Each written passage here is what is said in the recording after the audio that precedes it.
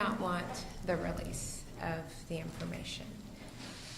But what if there are other parents at the school who do want the release? So are they foreclosed? You know, you represent your client's interests. If there were other parents at the school who this court will say that they have a unique interest than maybe any other citizen of Tennessee. What you're asking the court to do puts a bar on what they want. So in essence, I am elevating one group of parents over another. And I'd like to hear from you on that and how this court should view your arguments. So a couple comments on that. Your Honor, to the best of my knowledge, there were 112 families at Covenant the day of the shooting. And I believe, though I don't have the record in front of me, that officially we had 106 families opt in affirmatively to our representation.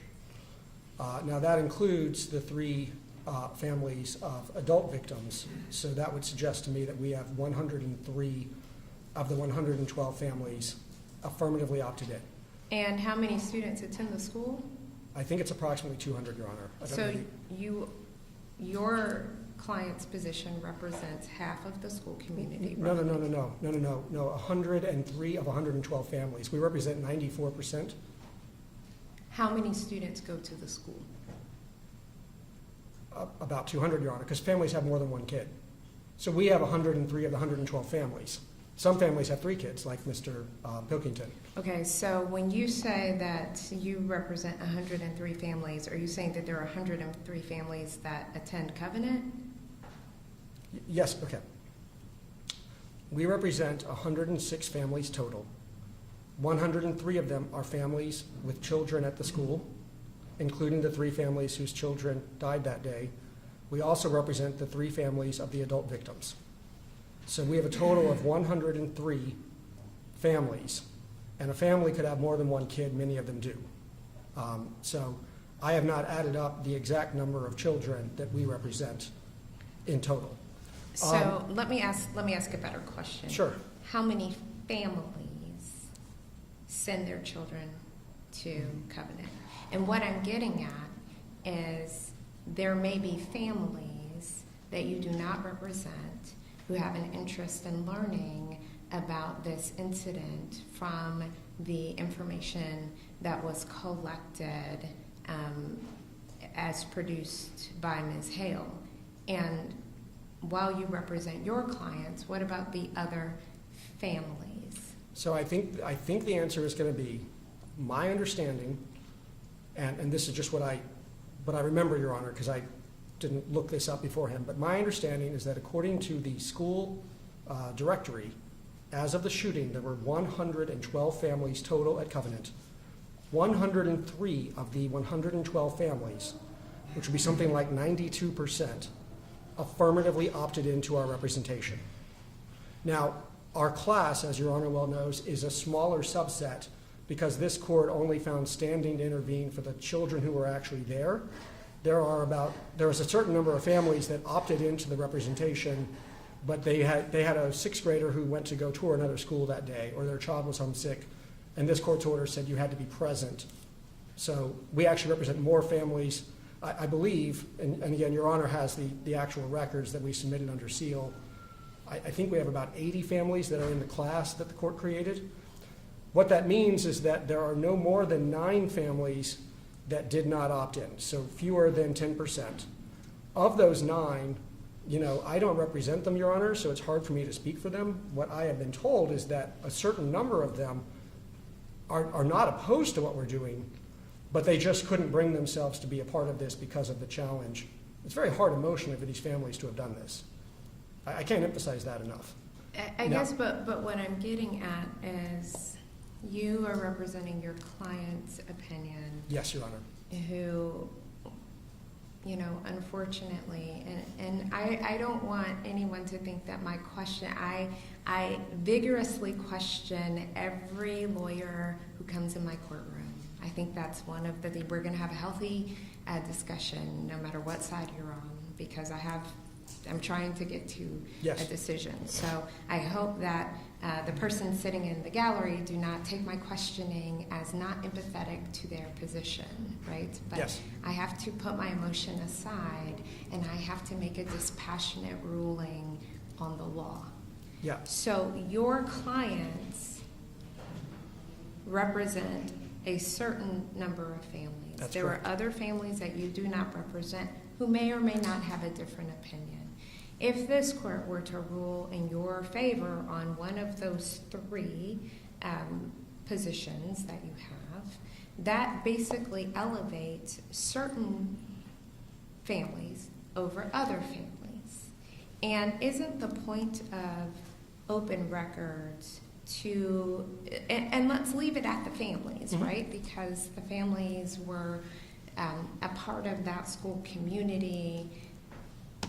Or let's take it to another school community. Let's say this isn't the Covenant School. Let's say this is another school, School AB, right? And let's say a tragedy happens at School AB. If what I do today in Tennessee, if you are able to prevail on your arguments, not every family will agree with not having access to those documents. So doesn't that really put certain families above other families? And isn't really the TPRA kind of the equalizer to say, okay, we all had a bad experience. If you want to look, you can. If you don't want to look, you don't have to.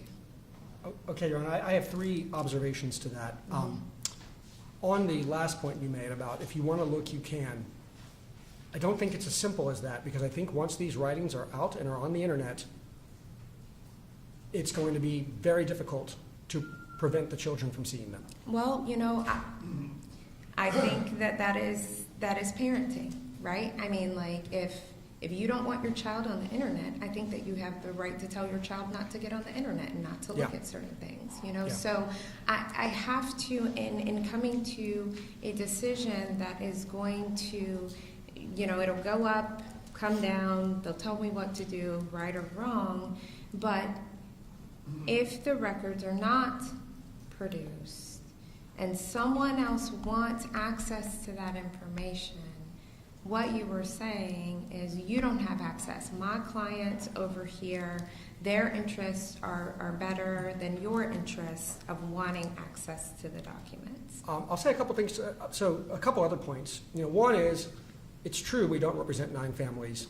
We don't know where those 9 families stay. The fact that they didn't opt in doesn't mean they want them released. All it means is they didn't opt in to our representation. A second point is on the copyright. The copyright belongs to, specifically, the children that this court created as a class. So those families that did not opt in do not own the copyright. The copyright was given to the Hales solely to the parents who are a part of this case.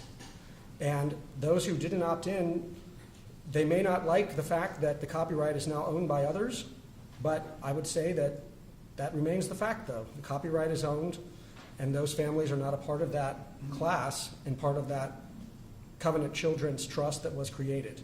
So, And are you, and you're saying that the parents own the copyright either by testate or intestate succession, is that correct? That's why you have Mr. Mobley in the case. Yes, Your Honor. I mean, the Hales have transferred the ownership to us, and that is now complete. That's correct. First, they assigned their rights that were coming, and now that the as I understand it, again, I'm not the estate lawyer. Excuse me, Your Honor. As I understand it, now that the estate has all but completed, that the transfer is complete to the parents. So now, I think maybe the simplest solution, though, is that not knowing what these 9 families want. And here I'm just speculating. We're going to get the documents soon. I mean, as I told you, presumably when the investigation's over in July, at some point, some way, me and some other people are going to go pick these things up. And, one thing that, I'd have to talk to my clients about this, Your Honor, but, I mean, we could probably arrange for those 9 families. I don't want you to speculate. Okay, all right. So I was posing a broader question, Yeah. right? So you're asking, the way I understand the TPRA is that once something, and I think the Griffin case is salient on this and is very instructive. Once there is an investigation, suicide note, whatever creation, the owner or the owner's family, or perhaps the person who owns a copyright, will get the original work back. But then the other portion becomes a part of the investigation file and then subject to open records. But what you are, what I have a bit of consternation with is that, yes, I'm hearing from your client's perspective, but there may be other perspectives that are just as touched by this, who, because your clients don't want it out, those other folks don't have the opportunity to see or not see what they want to see. I think, Your Honor, the simplest answer is there are 9 families that didn't opt in. We don't know where they stand because they've not come forward to say where they stand. But if they do, in fact, want it to be released, which we do not know because they have not come forward to say one way or the other, but if they do want it to be released, then I think the very question you asked could be asked in the alternative. We know that more than 92% of the families have affirmatively asked for it not to be released. And of the remaining 8%, some of them, we've been told, agree with us but just couldn't bring themselves to be in the case. So I would submit it's even more than 92%. So why, I guess the question I would put in reverse is, why would 1 or 2 families get to trump the constitutional rights of the remaining families? Because I have to look at this, not just this case, right? Sure. So you all are asking me, this is a heavy lift. So while I have this present case in front of me, whatever happens in this case, somebody is going to use and cite in other cases. I agree, Your Honor. Right? And Yes. so I have to look at things a little bit more open, right? And so in this case, we have 92%. But in the next case, what if it's 60-40? What if it's 50-50? And what if not everybody agrees? What if there are different opinions? So what I do in this case in regards to the TPRA is it has a broader reach than this. And so I just wanted to kind of get your opinion on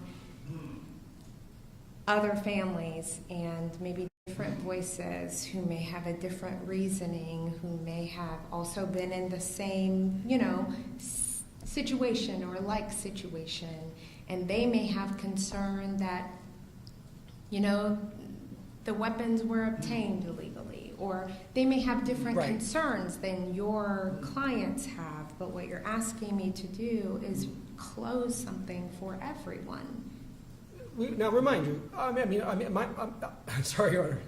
I want to reiterate that we've said we want the police file to come out. So we're not trying to close off information. So in the police file, you would agree with me that whatever copy they made of the writings is a part of the police file?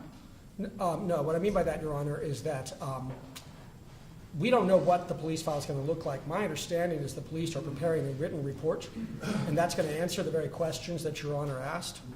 So we're not opposed to the release of information to the public. We're opposed to the release of the writings very specifically because of all the numerous effects that we've talked about this morning. So first of all, for the families that aren't a part of our representation, they are going to get, I suspect, lots and lots of information in terms of police summaries of the journals, police descriptions, what the police have to say that they found. I assume, for example, Your Honor, that when the police are done, that there's going to be something in the report that's released that's going to talk about where she obtained the guns. I assume that's going to be included. So it's important to note that we are not fighting sunlight, as they call it, at all. We are in favor of a lot coming out. We're talking about the writings specifically because of the harm they would cause. Now, it is true that there may be some families that have a different viewpoint about the writings. They are a small percentage, but they have a different viewpoint, and I think that it is true that this case will go up on appeal in the Court of Appeals, and perhaps the Supreme Court will ultimately opine about this. And both Your Honor and the judges on appeal will have to consider the policy implications of the fact that 92% plus wanted them not released, and maybe one or two does, though we've not heard that from anyone officially yet. When that happens, Your Honor, I don't deny that there will be competing interests. Now, I would say that the constitutional right of the 92% plus of families and their children to be free from abuse trumps the statutory right that the petitioners have asserted and that any parents who may want to see the documents would assert. But you talk a lot about harm. Yes, right? Your Honor. You talk a lot about harm. Is harm synonymous with intimidation, harassment, and abuse? Right? Because if I look at the constitutional rights of victims, constitutionally, victims have a right to be free from someone intimidating them, someone harassing them, and someone abusing them.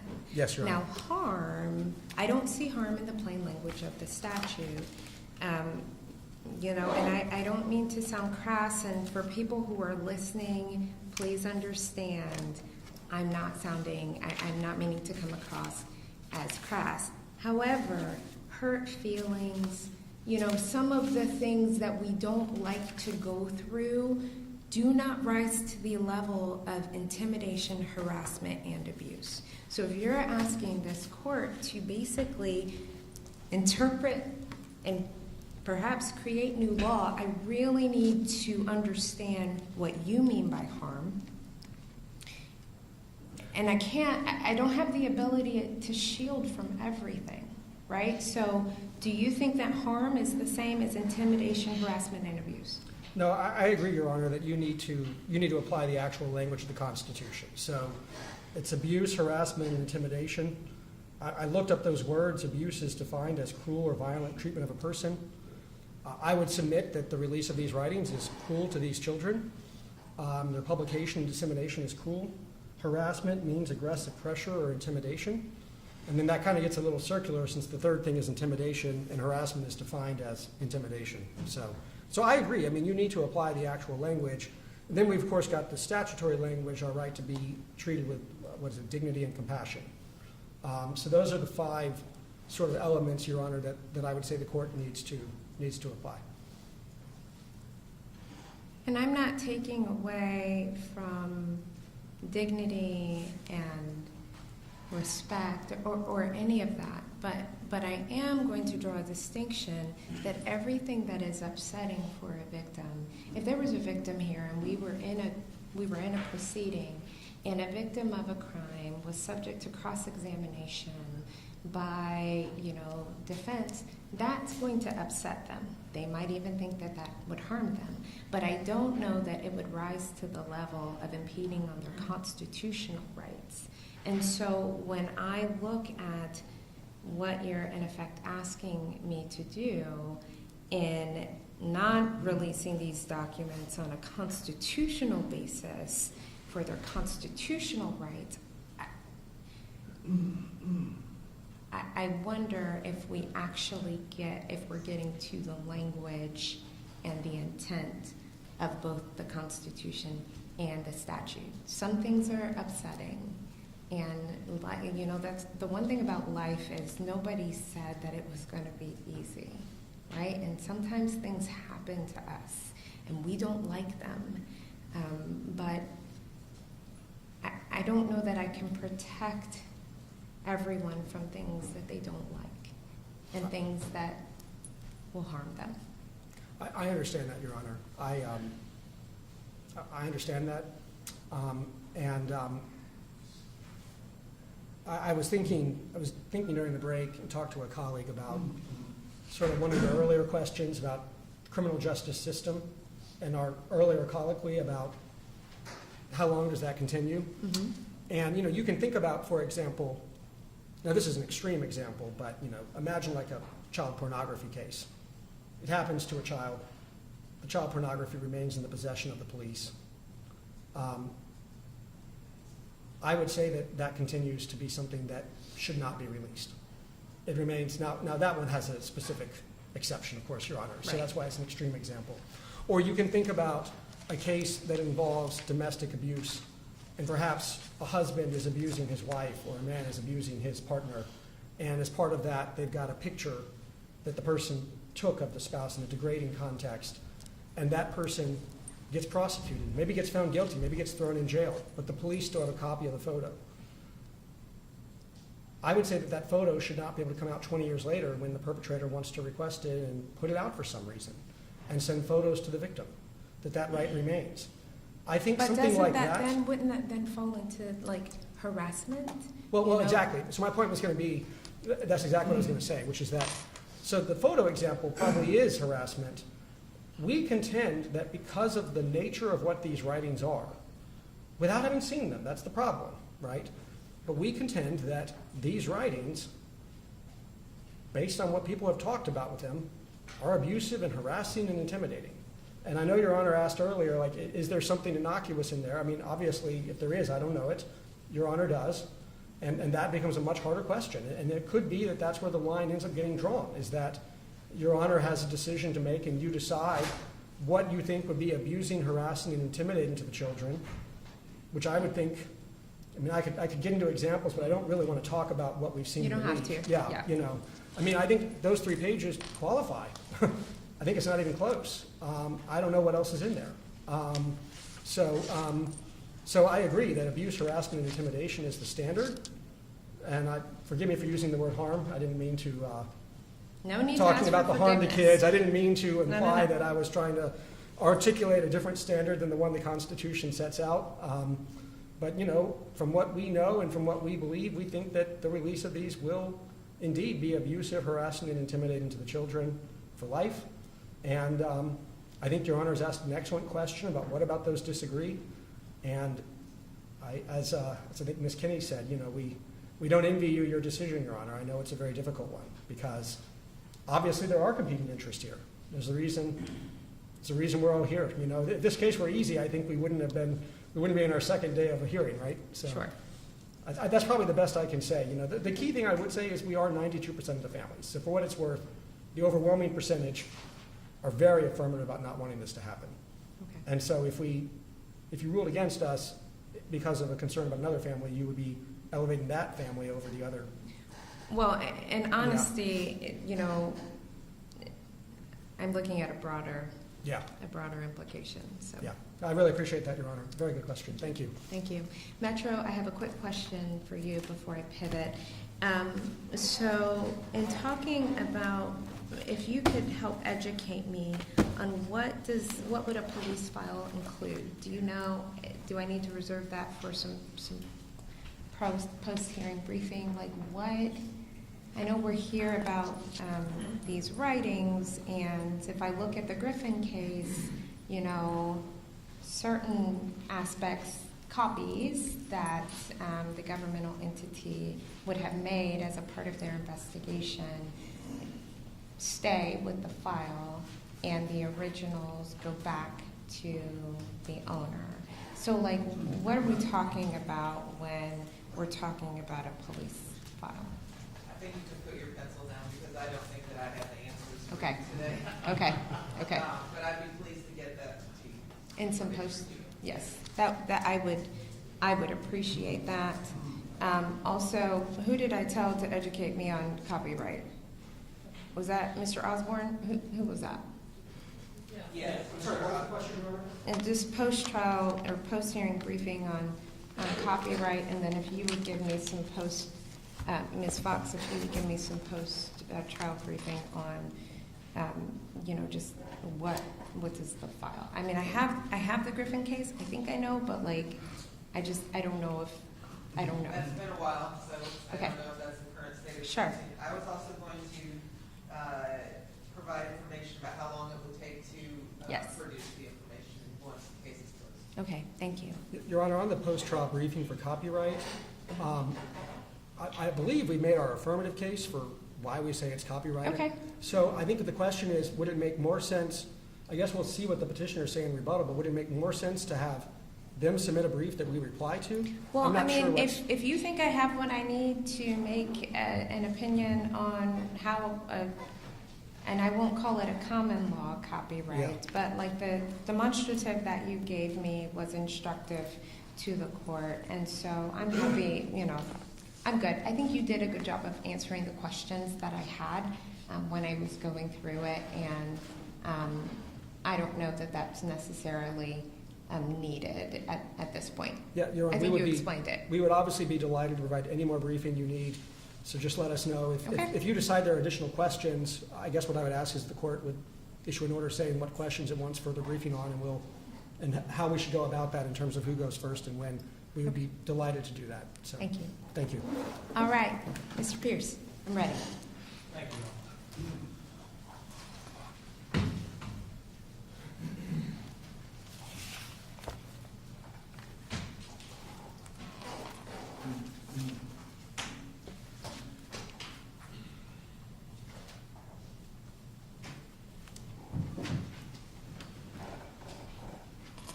Mr. Osborne finished his remarks before our break with a very truthful statement, and that is the Tennessee Public Records Act is a very expansive act. And he was saying that in connection with comparison to the Federal Freedom of Information Act. And when he said that, he just contradicted what Mr. Klett and Mr. King said about trying to interpret 504P. And I'll explain that a little bit more in detail. But what Mr. King was saying yesterday and continued today is he's saying that you need to very narrowly, he's saying very broadly apply 504P. And his basis for doing that is because he says the word shall is in 504P. And I think he must have said shall in that context about 24 different times yesterday. And continued today.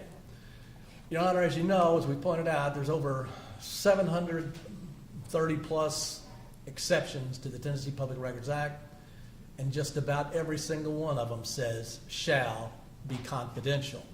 Now, I'm not going to read all 700 of them to you right now, but since I just happen to have the Victims' Rights Act, as I told you, there are two very narrow, limited provisions in the Victims' Rights Act that do require confidentiality of documents.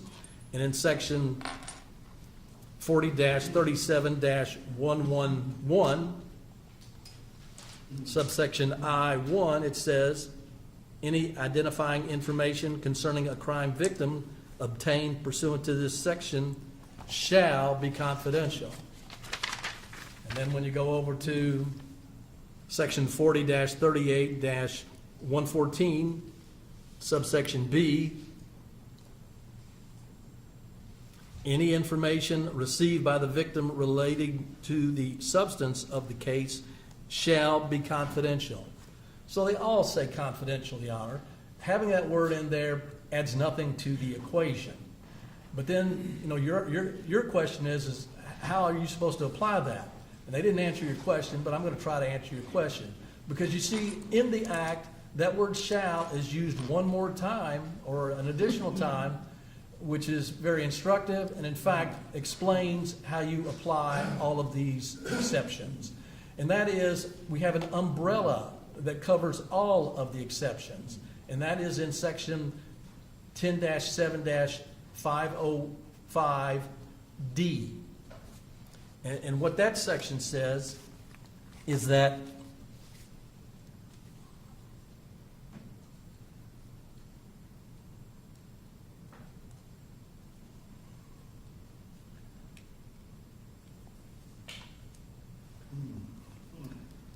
the Public Records Act, quote, shall be broadly construed so as to give the fullest possible access to public records, end quote.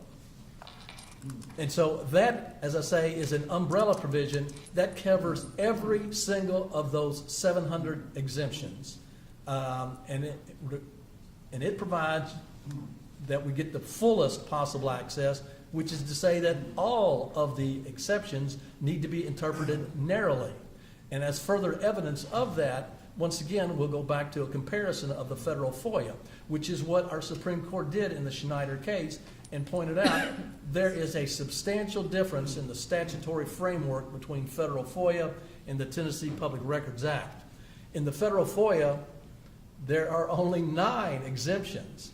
And so you might think, well, only 9, I guess it's wide open in the federal system. But as Mr. Osborne correctly pointed out, actually Tennessee is more expansive. And that is because those 9 exemptions are interpreted very broadly, whereas the 700 plus under the Tennessee law are to be interpreted very narrowly, once again pursuant to Section 505D. And then Mr. King further said, well, when they passed that law, they could have said that it should be interpreted narrowly. Your Honor, simply because there is silence on the part of the legislature, you cannot interpret that meant something like that, that they meant something that they didn't say. But of course, they didn't have to say interpret it narrowly, because you had the overall umbrella term 505D that says it's supposed to be interpreted narrowly to give the broadest possible access to public records. So you're saying, at least when the court looks at TPRA 107504P, Mr. King has suggested that the court use a broad brush, and you were saying when I look at information related to school security, I need to use a pen versus a brush. But what would you say that the standard is? Like, if that is the exception that's set out by the legislature, how do I determine what is information related to school security? If you could kind of give me your thoughts on that, I'd appreciate it. Well, I will certainly try to. And of course, and it's not only when you're taking a look at 504P, I but understand with all of it. all Yes, the exceptions. I understand. Yes. But let's talk about school security. Certainly. Well, obviously our position is a lot closer to what Ms. Fox told you, which differs substantially from what the interveners have said. I guess 2 things. Number one, on the word related, because that was also suggested. Well, the word relate, that's big. Relate means somehow connected to or connected with. And applying 505D, it certainly doesn't mean distantly related to or somehow remotely connected with. It's got to be directly connected with, directly related to. And with that in mind, the first thing I would do is I would, as I believe I was invited by the court a short while ago, I will turn to those leaked pages. Well, I mean, don't talk about the substance now. Okay, I mean, okay. like they referred to them as how they might cause harm, how they may have delineated a plan, but those were very broad. So I'm going to temper you. I will no more address them than was addressed by the opposition, Your Honor. Okay. Don't have me stop you.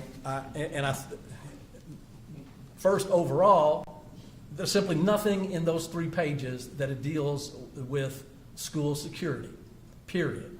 The ones that they try to focus on, there was one, for what it's worth, it's on what I would call where the shooter had a timeline, and at one point there was a reference to a designated parking spot.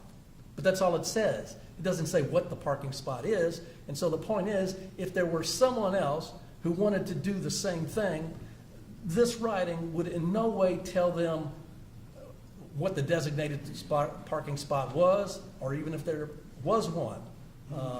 It adds nothing to the concept of security in that regard. And furthermore, although the word security at one point is used, I mean, this document in no way suggests that there is security or anything about any security that might be there. And so I know Your Honor is asking for how do you determine the standard. Once again, I think you do go to that word related, and that's a word that lawyers like to use a lot, especially in their discovery requests. And you just got to apply it consistent with 505D and not apply it to say distantly related. It needs to be directly related. And based upon that interpretation, there is nothing in these 3 pages that in any way impacts school security. And So there's- would you, let me ask you, I don't think I've asked you the same question that I asked everyone else. In regards to whether or not, and I just want to touch briefly on 10.7504P2A. Is it your position that that is procedural or remedial, or kind of where do you land, or substantive? Yes, and that's the question. And my good friend Peter Klett there, he wasn't thinking right or something. He changed it. You know, it's procedural versus substance, not remedial. It's procedural versus substance. That's what our courts have established. We got a pretty good body of case law, and I've cited to the court. We have a jurisdiction just north of us, Kentucky. They dealt explicitly with this subject in the context of Public Records Act, and they pointed out if the nature of the amendment changes whether the documents are going to be released or not released, well, that is clearly substantive, and you do not apply that retroactively. Is there any Tennessee, while I appreciate you citing to Kentucky, is there any Tennessee case law? We have not found any that applies to the Tennessee Public Records Act concerning an amendment, whether you apply it retroactively or not. I mean, our state does have quite a bit of body of case law just on that general concept of procedural versus substance and whether you apply it retroactively. And that case law, if you applied it here, I think it would support our position, which is exactly what happened in Kentucky as well. Okay.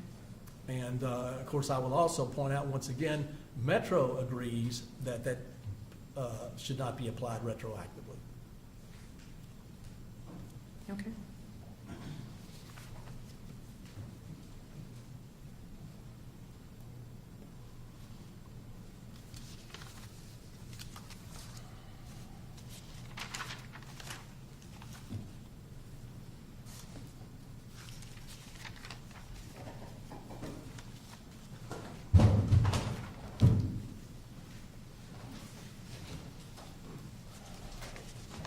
Generally, I'm going to try to respond first to all the comments of today and then pick up with what was also said yesterday.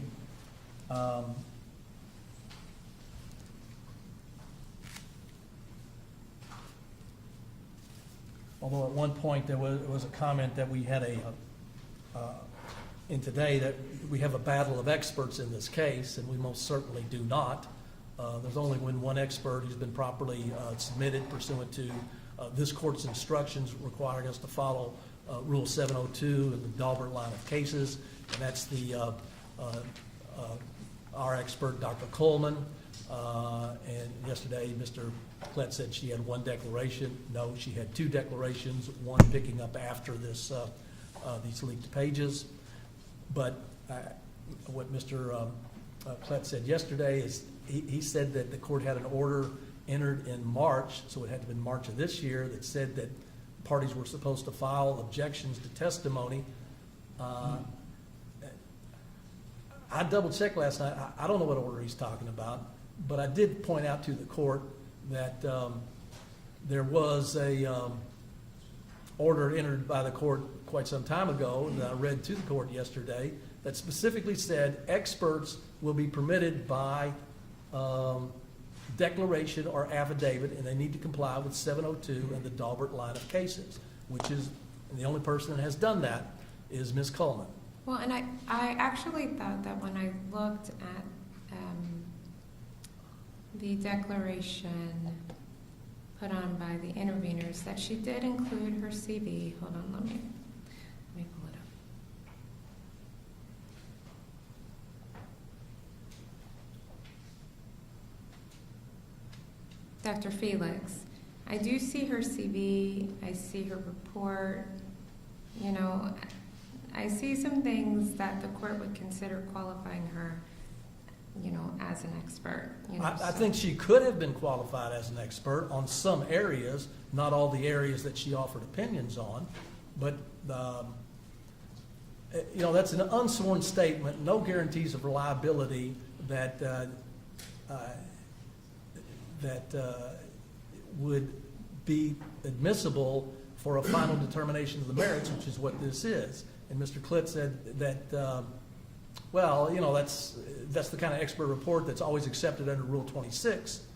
Well, yeah, Rule 26 is discovery. It would be accepted as a discovery response, but that's not what we're here on. Although even at that point, if we were going through a traditional civil litigation, I think there would be Daubert motions to eliminate at least some of it. But well, I will address whether or not I will consider both experts. When you all are asking the court to basically make a ruling on a case that will have broad implication that has never been done, the court is most likely going to consider at least both sides of folks with more knowledge than the court on how these writings are interpreted in its analysis. So if I need to put down an order, but Mr. Klitt, I don't know if you can get an affidavit or a notary.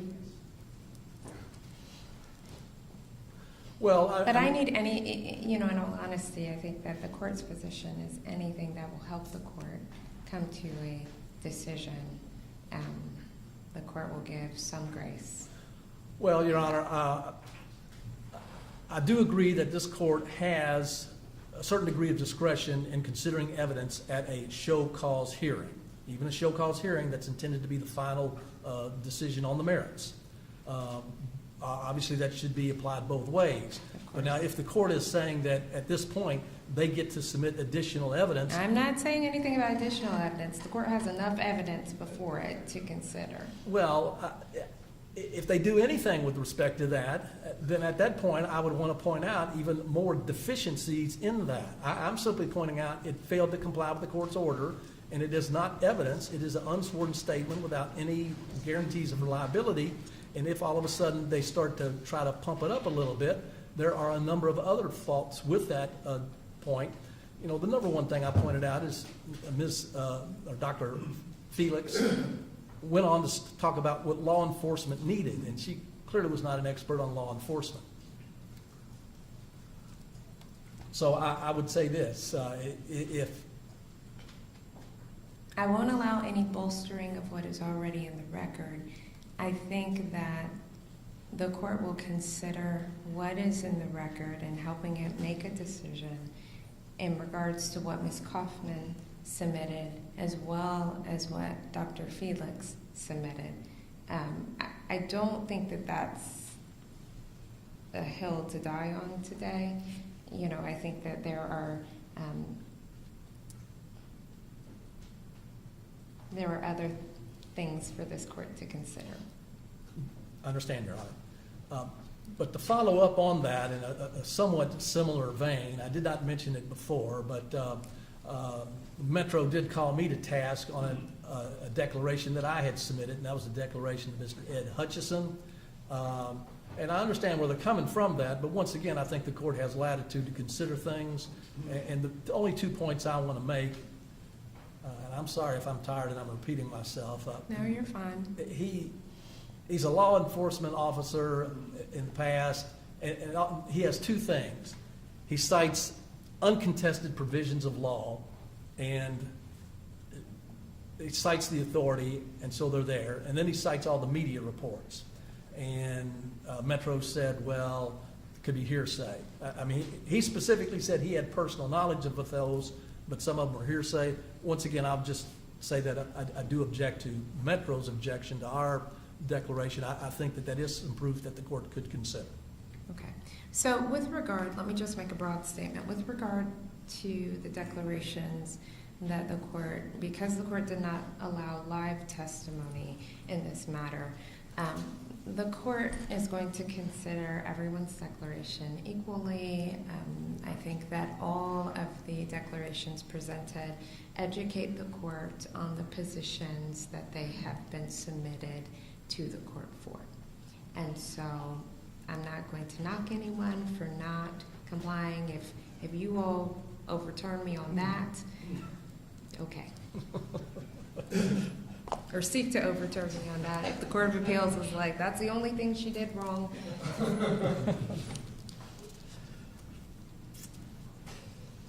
And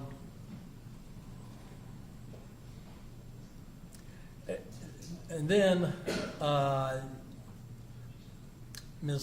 Dr. Kuhlman's report has been mischaracterized to say that we offered evidence to show that these writings do present a danger. She most certainly never said that. All she said was that there is a very short period of time, a couple of weeks, where there is a contagion effect. And the point that I want to make there, Your Honor, is she is making it very clear that this comes from sophisticated scientific research that's been tested by peer approval, and so it does comply with 702. It's not throwing darts at a dartboard and coming up with a number. We fully acknowledge there is a contagion effect, but it is a contagion effect from the event itself. Once the news comes out, oh, there was this school shooting, and unfortunately there are those people who do want to do bad things because of that. But that's not what this case is about. This case is about getting writings more than a year later. And that's what Dr.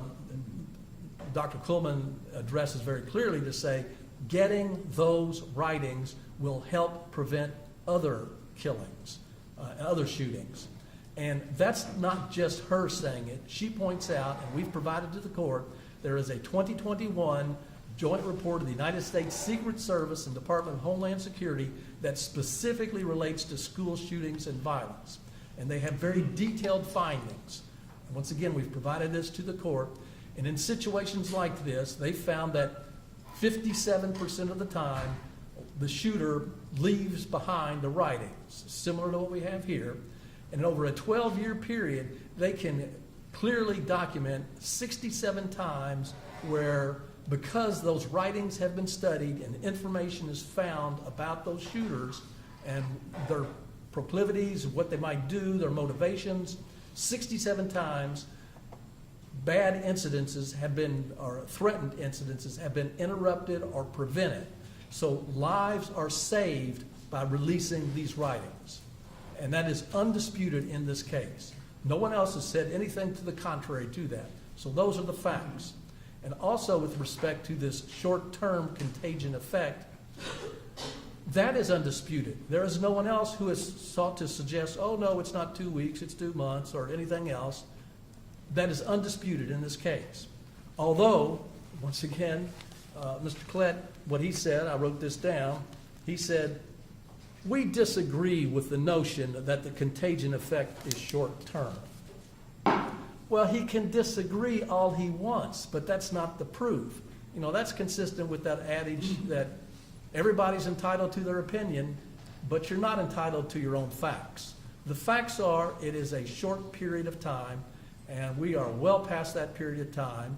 Moreover, that short period of time is just about always going to expire from the time there is the incident, and it's widely reported in the news, till the time then anybody can make a request for public records and ever get to this point. Because I would, as Your Honor can tell from the record, you know, we didn't file our lawsuit. None of the lawsuits got filed to many weeks after this incident happened.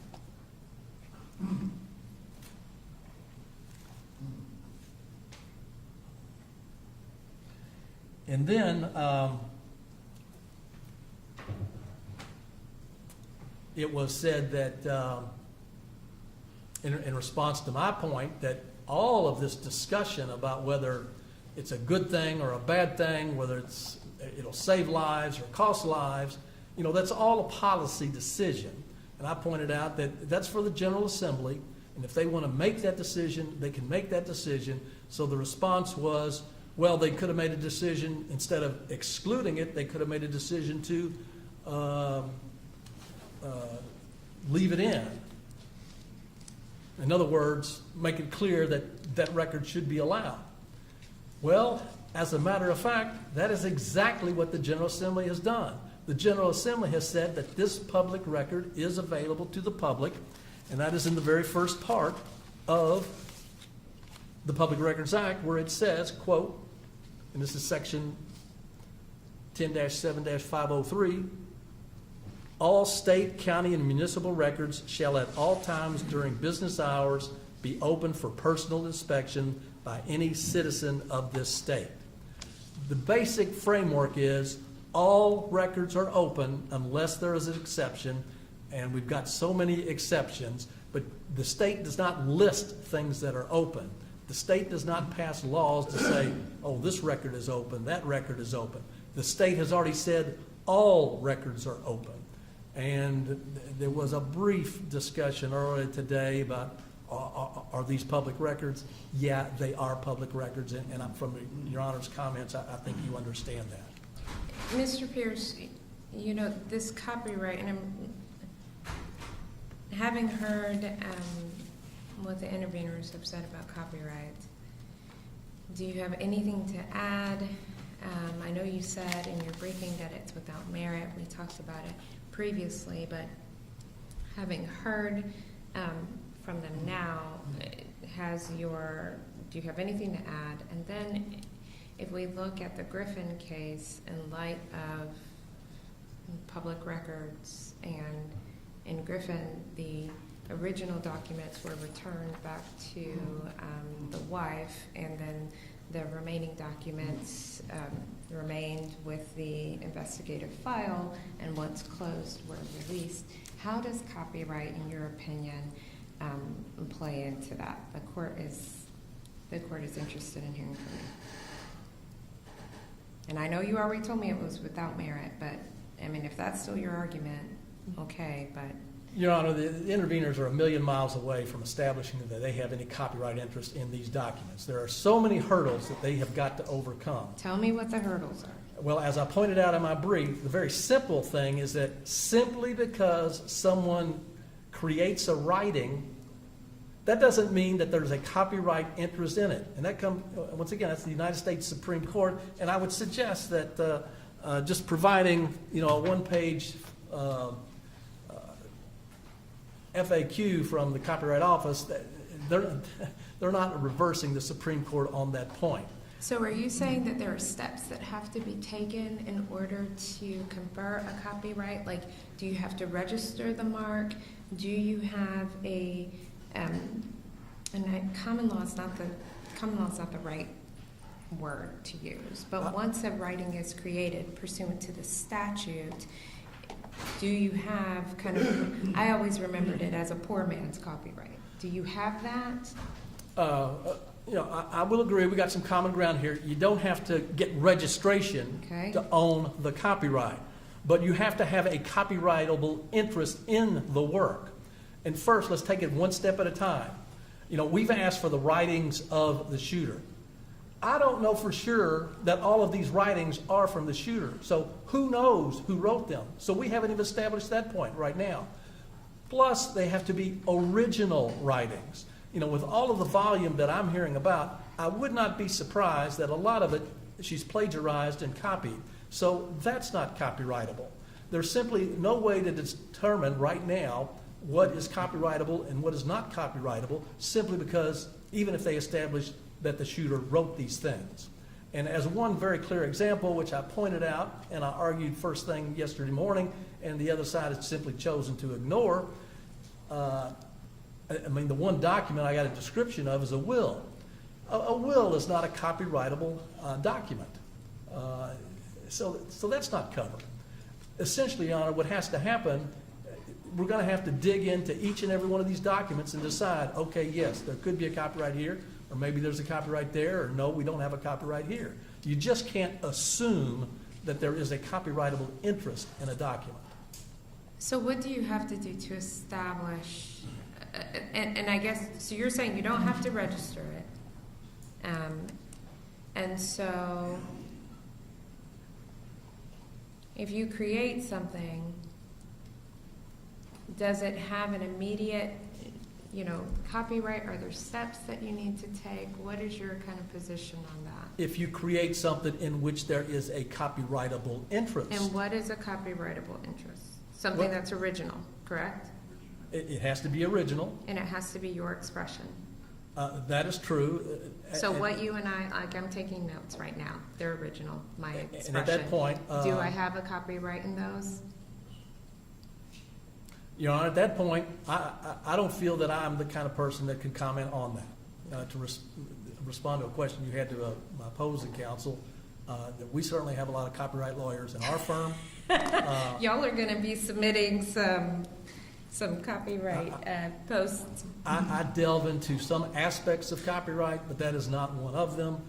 But the point, Your Honor, is you just can't assume that any particular writing is copyrightable. You got to dig into it and find out what is it and does it apply. And you can contrast that to this case we talked about that originated from this court with Justice Lyle presiding, Matthew Bender case or public resource case. There was no dispute as to what the document was. It was there for everybody to see. It was the Tennessee Code annotated. And so everybody knew what it was. But that was a government, it wasn't the holding of that case that was a government document. And so there's no interest in protecting government documents. But in this case, let's say the writings were original expressions. Let's say they checked the boxes. I'm sorry, let's say what? So I said, let's say they checked the boxes of being a copyrightable interest. Those are not government documents, so would you contend that they would be, they can't be disclosed? Because the case from Chancellor Lyle, we were talking about Matthew Bender, a vendor of the state. It's just a different type of case. So if we're talking about someone's original diary, drawings, maybe stories, are those, and I'm not saying that that's what it is, but I'm just saying hypothetically, if that's what the documents are, they check the boxes for being original expressions. They're not government documents. Well, I would agree. I mean, I will certainly accept your hypothetical that they're not government documents. I haven't seen them yet. I don't know. But I can't go anywhere beyond that. All I can say is we cannot assume. To answer the question, we've got to go through each document and decide, okay, yes, it applies, or no, it doesn't.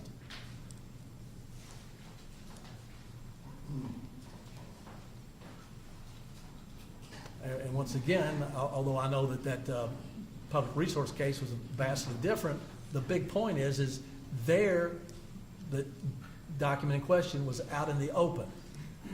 And if we don't have these documents out in the open to talk about them, then we simply cannot assume that there is a copyrightable interest. And to support Mr. Berry, as mentioned by Mr. Osborne, he said Mr. Berry was wrong to say it was contingent. Well, yes, it is contingent because we don't know if there is a copyrightable interest. That's the point there. All that the parents of the shooter did, it was like a quitclaim deed. They gave what they had, but they are in no position to say that they were a copyrightable interest document or that there is a copyright in those documents. And that's most likely because they haven't seen them? I'm sorry, Your Honor? And that's most likely because they haven't seen them, correct? I mean, we don't know, but... I assume that they have not seen them, but in any event, I don't believe that they've ever suggested that we've seen them and we know that Right. we're copyright experts and we know that the copyright law would apply. I'm pretty sure that we don't have that kind of indication. And even if we did, we'd still be entitled to challenge it. I mean, I don't have to, with all due respect to opposing counsel, I don't have to accept everything that they offer without seeing it.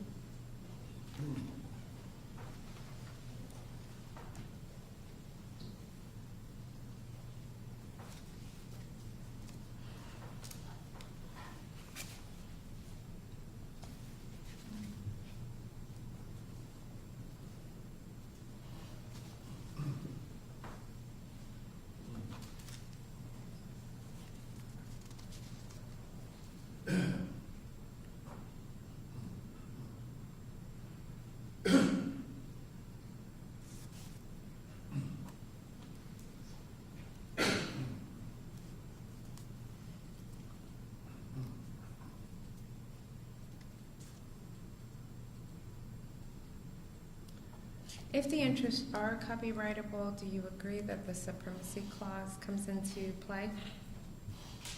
Federal law is going to trump any state law?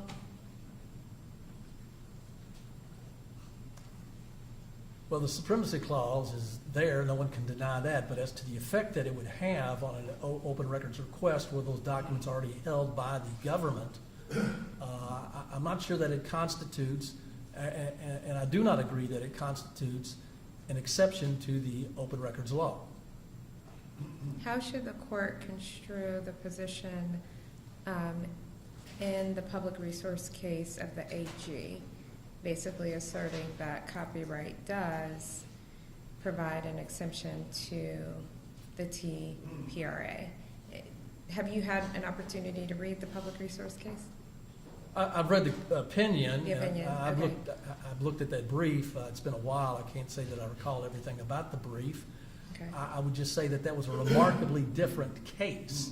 I mean, and I think I'm with Your Honor on this point. I mean, we're assuming, at this point, in this hypothetical, you're assuming that they have a copyright interest. Right, because, and that case was different, right? So, but if we look at the Seaton case, is that more instructive on how we look at copyrights and the supremacy clause and what comes out and what does not? I'm sorry, Your Honor, I'm just not capable of answering that right Okay. now. All right.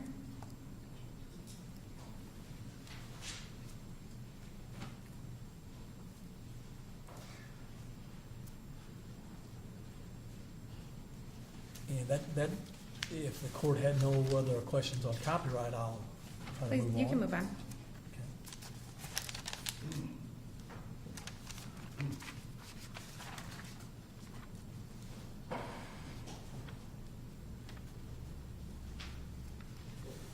It was also said yesterday that, once again, by my friend Mr.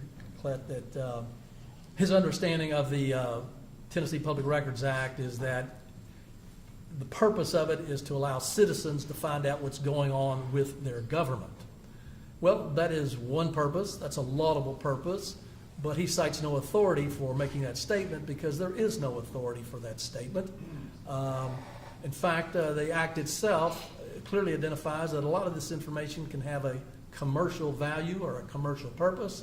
And I have filed lawsuits under this Act from one end of the state to the other, seeking documents successfully purely for a commercial purpose. It's got nothing to do with trying to find out what the government's up to.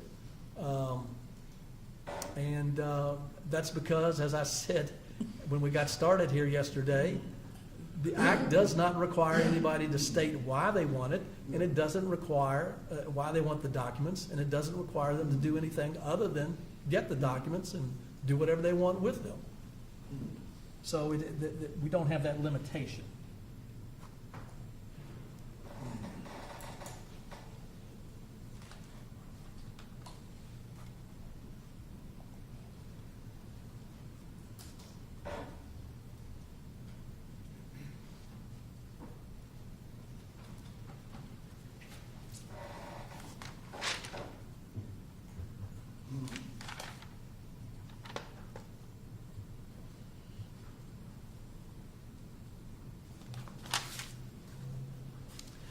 I heard a lot today from Mr. Osborne concerning declaration from Mark Gwynn.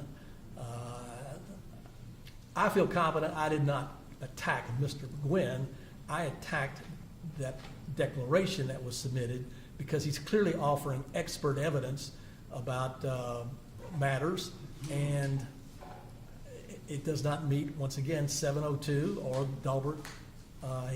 He makes that bold statement that it's well known or well established by law enforcement.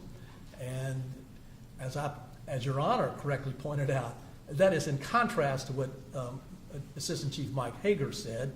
And as I pointed out the other day, it's in contrast from one end of the country to the other, from Virginia Tech to UC Santa Barbara, where these documents are being released, and they're being released. If there is, obviously law enforcement's the one doing it, and it's happening. It's even contrary to our own sheriff here in Davidson County, who said it should be released. So that does not qualify as competent testimony, that provision to say these are, it's well established that this will cause this.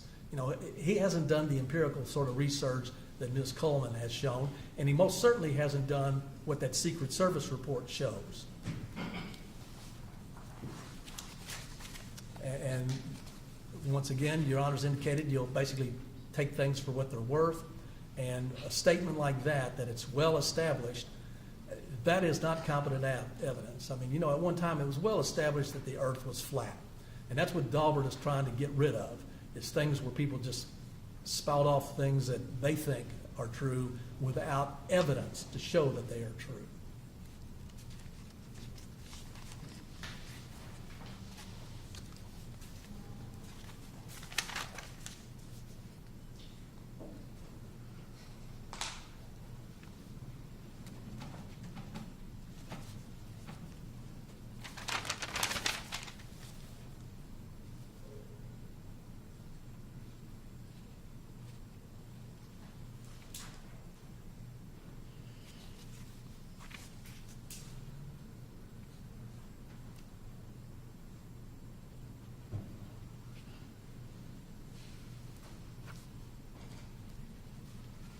I hope the court will bear with me. I'm checking off the points that I've already covered here.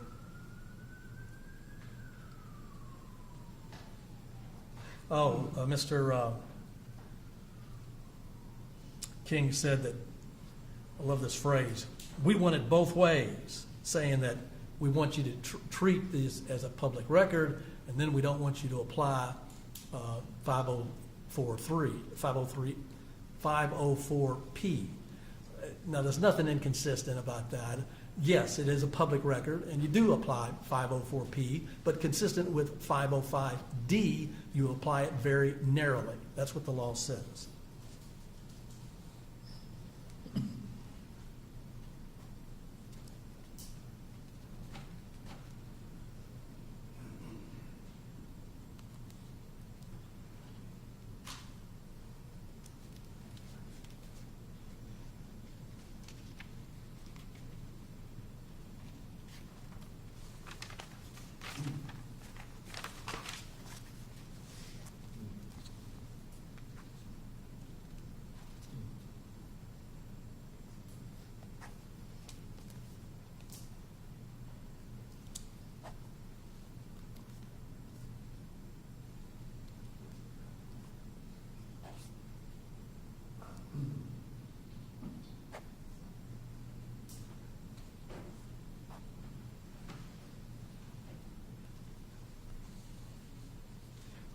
I would be remiss if I didn't thank Mr.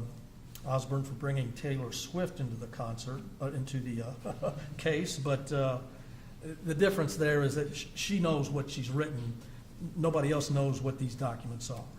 But Ms. Hale knew what the documents were, and so I think it goes back to, I liken it to the Griffin case. You have suicide note written by someone who planned to commit suicide. And I think at the time that Ms. Hale knew what she was writing, and I guess the question for the court becomes, at the time she was writing her things, were those things copywritten?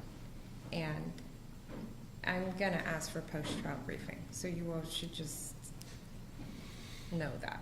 Well, just to follow up on that point, yes, if the shooter, in this case, had survived and she didn't show those documents to anyone else, as apparently she had never done before, then if there were a copyrightable interest in it, then she would have a copyright interest, and she would have the right to exclude all other persons from having it. But that's not the situation we have.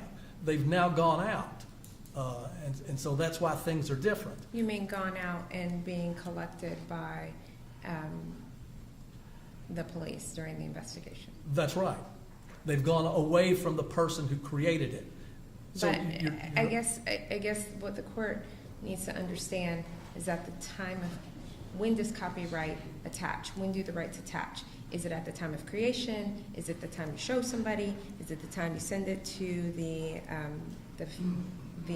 trade, or not the trademark office, but wherever you send it in DC? Is that when it attaches? And so I hope everyone is taking notes on what the court wants to understand about copyright. And I'm specifically talking to the interveners, and the petitioners probably want to weigh in on that as well, because I think that it's important for the court to understand this copyright argument and when it attaches.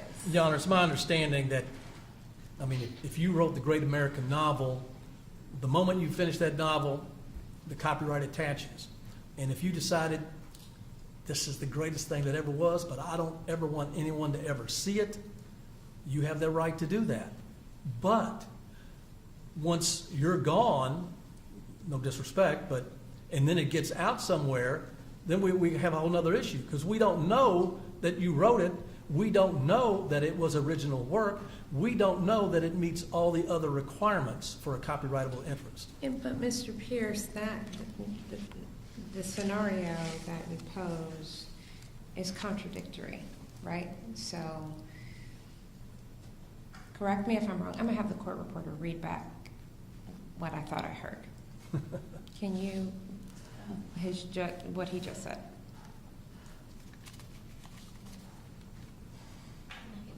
Of course, get your glasses. It's okay if you do.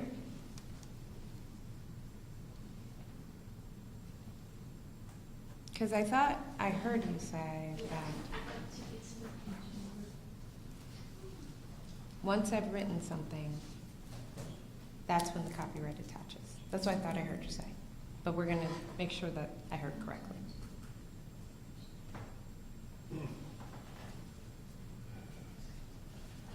want me to start where he said, my understanding, that I mean, you wrote the Yes, he was talking about the great American novel that I wrote. The moment you finish the novel, the copyright attached.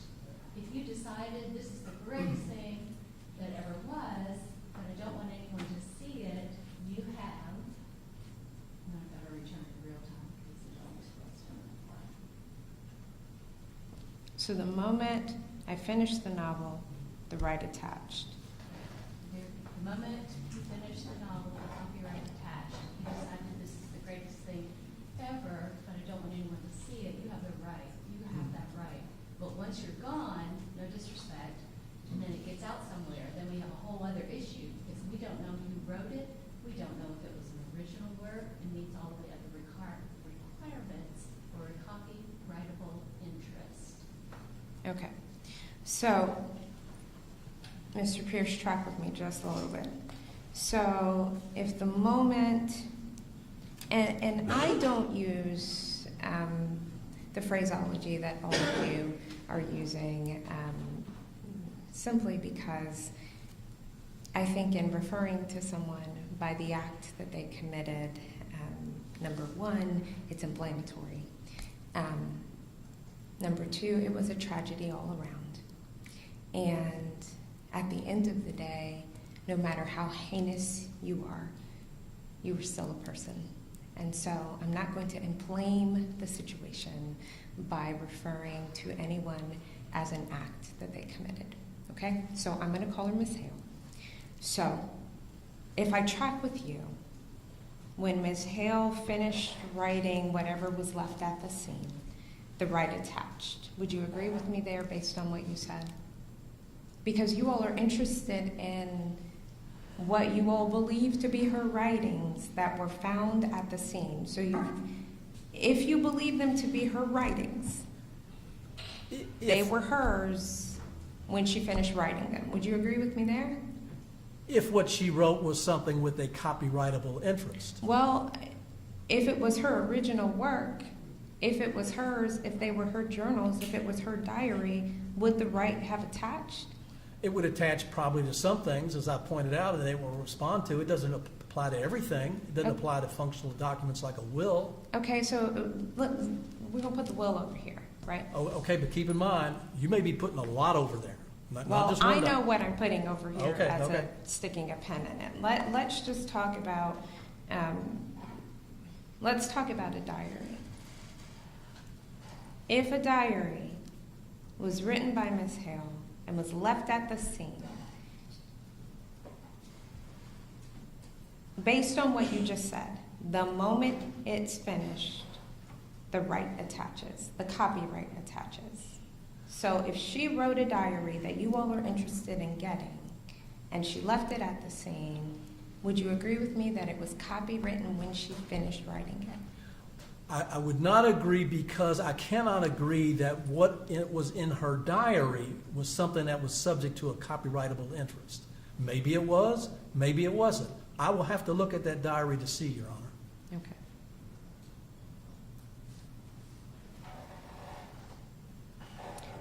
So if you were asserting, so would you agree with me that you at least contend that what was left at the scene, that's something that you're requesting, right? And you believe it to have belonged to Ms. Hale, is that correct? That is the information that we have received so far.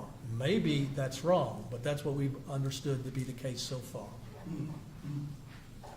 Okay.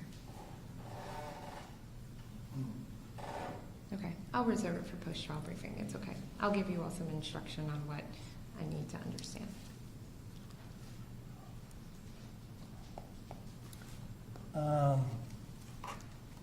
Also, to finish up on Mr. Gwynn, he also pontificated on what he thought the law would be. It's provided legislative intent. He's not a legislator. All of the things that he provided, I would request that the court, once again, view them for what they're worth, and they're not worth much, simply because he wants to say what he thinks the law is. And the law speaks for itself, the Victims' Rights Act. You don't even get into legislative history unless there's some ambiguity. But no one gets to say, well, here's the law, and I think this is what it means. Your Honor will decide what the law is. Okay, back to the copyright, I'm so sorry. So are you, like, this is, like, I'm sorry, it's just in my crawl right now. So are you saying that the only way to know if the whatever work is copyrightable is if the person is alive? You know, because then they would be able to attest to whether or not it's theirs? There's several components to that. If the person that wrote it took this position, I think it's the greatest novel that's ever been written, but I don't ever want anyone to see it. You know, there's never an issue because no one ever sees it. But in fact, maybe they read, some previous novel and they plagiarized it so much it doesn't get a copyright interest. I'm not sure I'm answering your question. I mean, there's just so many assumptions that you have to make, and someone gets to keep something secret and never reveal it if that's what they do. But it has been revealed now. And so now we've got to look at it to decide, is there a copyright interest? And you're saying it's been revealed because it was collected as a part of an investigation? That's right, Your Honor. Okay. And for what it's worth, it does seem to be, and I think Your Honor picked up on this, remarkably similar to the Griffin case in that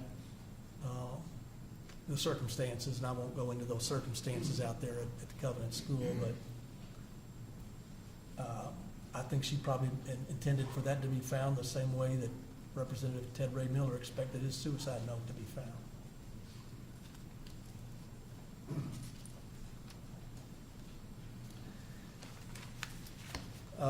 Just by way of headline here, I had a few comments to what Ms. Fox had to say.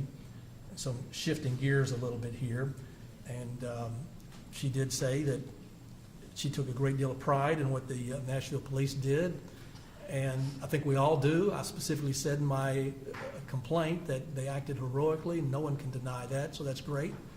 And then she also says they did that because of their training. There's nothing in the record to suggest that, but I accept that 100%. But then the question is where did these training lessons for all this training come from? Did it just fall down from heaven, fully formed? Of course not. It comes from experience from all the other previous tragedies that have occurred, at least to a limited degree. And that includes what someone, the perpetrator, what they do, what they think, what motivates them. Those things go into helping define what the police will do in response and first responders to keep them safe. And that's a large part of why the National Police Association is interested in this case. So the experience is important. Now, having said that, as I pointed out, this organization that I'm working with, they have a concern that there's a difference sometimes between the officers and the organization. And specifically, Your Honor, to get to the point, I don't think Your Honor can accept at face value what's being submitted to you by the police department about this matter. You are correct. It is a preponderance of the evidence, but in considering all the facts, keep in mind, they are the records custodian. They've got the records. We don't get to see the records. Plus, in this sort of action, there's no discovery. So they get to say anything they want about it. And so Your Honor needs to approach this with a very large grain of salt, a jaundiced eye, whatever you want to call it, but you need to be very skeptical, because otherwise that just sets it up where all they got to do is say conclusory allegations, and that's enough to defeat the open records request. And not to make a play on the name of Metro's counsel, but this is the ultimate example of the fox guarding the hen house. And Your Honor needs to be aware of what's going on here. And to add to that, Your Honor also knows very well that when witnesses start testifying, when an organization has conflicting reasons for why they do things, that really questions the credibility. And we see that conflict between Assistant Chief Hagar and Lieutenant Gibson. We see that conflict originally. Chief John Drake told Governor Lee these things are going to be released very soon, and we're a year past that point now. And of course, then he came back with this explanation of, well, yeah, we were going to release it very soon, but since you filed a lawsuit, now you can't have it. To the credit of the legal department of Metro, even they didn't rely on such a bogus excuse. There's no excuse for saying because you relied, since you sued, you can't have it. And so we get these conflicting reports, and that's some of what Mr. Hutchison put in his declaration, all these conflicting stories about what's going on here. And so the court needs to take that into consideration. You cannot take it at face value. And when it was said that there's no reason to doubt the police, yes, there is. There is in this case.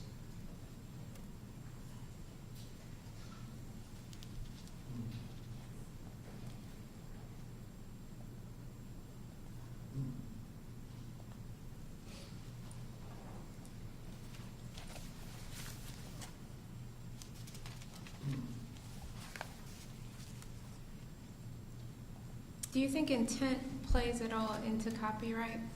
Like if she intended for them to be found, is there a copyright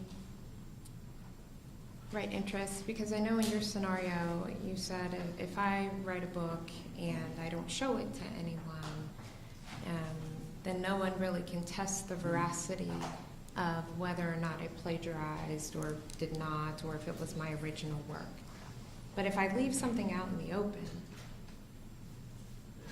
Yes, the answer to your question is yes. Obviously, if you distribute it either overtly or covertly, then you're not keeping it secret. So if we look at the facts of this case, if it was left in an open place, do we assert, or, and I hate to use the word assume, but do we say that it was intended to be found, and then vis-a-vis is copyrightable, is not, and maybe intent doesn't play into whether or not it's copyrightable, but Well, I think a very good argument could be made that Ms. Hill wanted these documents to be found in her car, and for that reason, that was her attitude about it.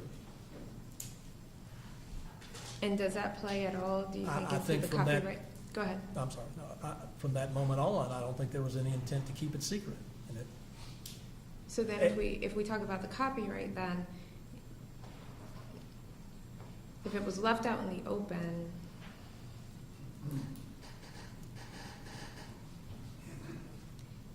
did the copyright attach? First, let me say I'm enjoying this discussion, Your Honor. But what I would say is that You put in a post-trial brief for me. I think she intended that to be left out in the open, and that's what it was, and to be found, and that's the concept of a manifesto. You want a manifesto to be read, if that's an appropriate term for this document. Now, to take the side of the other side, if they would arguably have the right to say, okay, well, it was out in the open and people have a right to see it, but from here on out, we're going to shut it down. I think they would have the right to, from here on out, shut it down, but up until that point, it's open. Once again, all assuming that there was a valid copyrightable interest in at least some of these documents. So from here on out, shut it down. When is from here on out? Well, from whenever they take that, but that's past this point. That's past the point of when the police have gotten it, past the point it's became a public record, and past the point when we've made a request for it. So you say even if they have an interest in the copyright, because you made your request prior to them obtaining and or asserting that interest, then that interest, applies henceforward, but not previous. Is that? That's the gist of what I'm saying, Your Honor. Okay.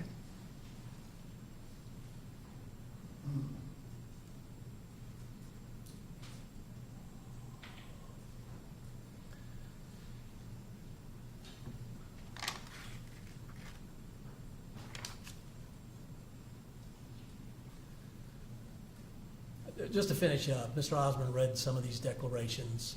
Some of them did not relate to this case, did not relate to writings of the shooter. Some of them did, the last couple that he read, specifically the one of Ms. Kinney, which I understand. There's others a lot like that. Where she wants to get in this case, Ms. Kinney, is exactly where we want to get in this case. The question is, how do you get there? They don't want harm to anyone else. And the way that you avoid getting harm to anyone else, at least follow the best course of action, is to get this information out there, as indicated in that Secret Service report. If you get this information out there, that can be used to save the lives of other children and other police officers. So that's what we want. We keep hearing this phrase, you don't want someone speaking from the grave. That certainly has a connotation which maybe not real good, but the fact is Ms. Hill's not going to do anything to anyone else now, but we can learn valuable lessons from those documents that she has, valuable lessons that the facts show will save people's lives, and that's what we want in this case. Thank you, Mr. Pierce. Anyone else from the petitioner? You may, if you would take the podium, please.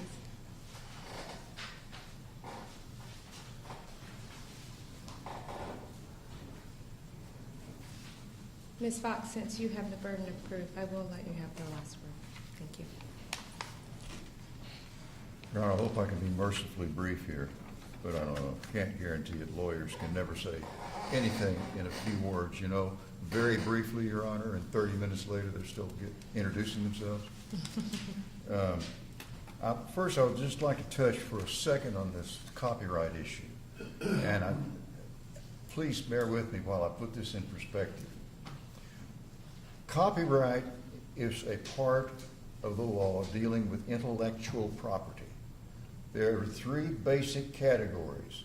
One is a patent, which is a process. Two is the copyright, which is the form of expression. And three is a trademark, which is an identifying symbol or mark that differentiates one product from another. All of those things are all of the laws as pertains to intellectual property are extraordinarily strict because, and again, I was misinterpreted or misrepresented, and I really don't like that. Because there is an opportunity for the holder of that intellectual property to make use of the property, the law gives that person the exclusive right to use that property. Now, most frequently, the use of the property results in making money. Of course. That's why the fourth element in determining whether there's been an infringement is the potential for impact on the potential market of the product. And because of the strictness of particularly of copyright and the fact that people were always expressing opinions about things and wanting to write articles about things, and there were no exceptions. If it's copyrighted, bam, you violated it if you use it without the consent of the copyright proprietor. So the courts created a doctrine, and it's called the Fair Use Doctrine, which allowed certain circumstances where someone could make an unauthorized use. Now remember about that. Make an unauthorized use of the copyrighted material without incurring liability. That was a judicial doctrine. When the copyright law was revised, that judicial doctrine of fair use became Section 107 of the federal statute. So all of the concept of fair use is now statutory, in addition to having a firm judicial footing. And the fair use doctrine says that I may use, without the consent of the copyright proprietor, the copyrighted work or portions thereof for the following purposes: criticism, comment, news reporting, teaching, scholarship, or research. Now, that's not carte blanche. I can't take a work and just use it for the heck of it. But that is the parameters, the basic parameters of the fair use doctrine.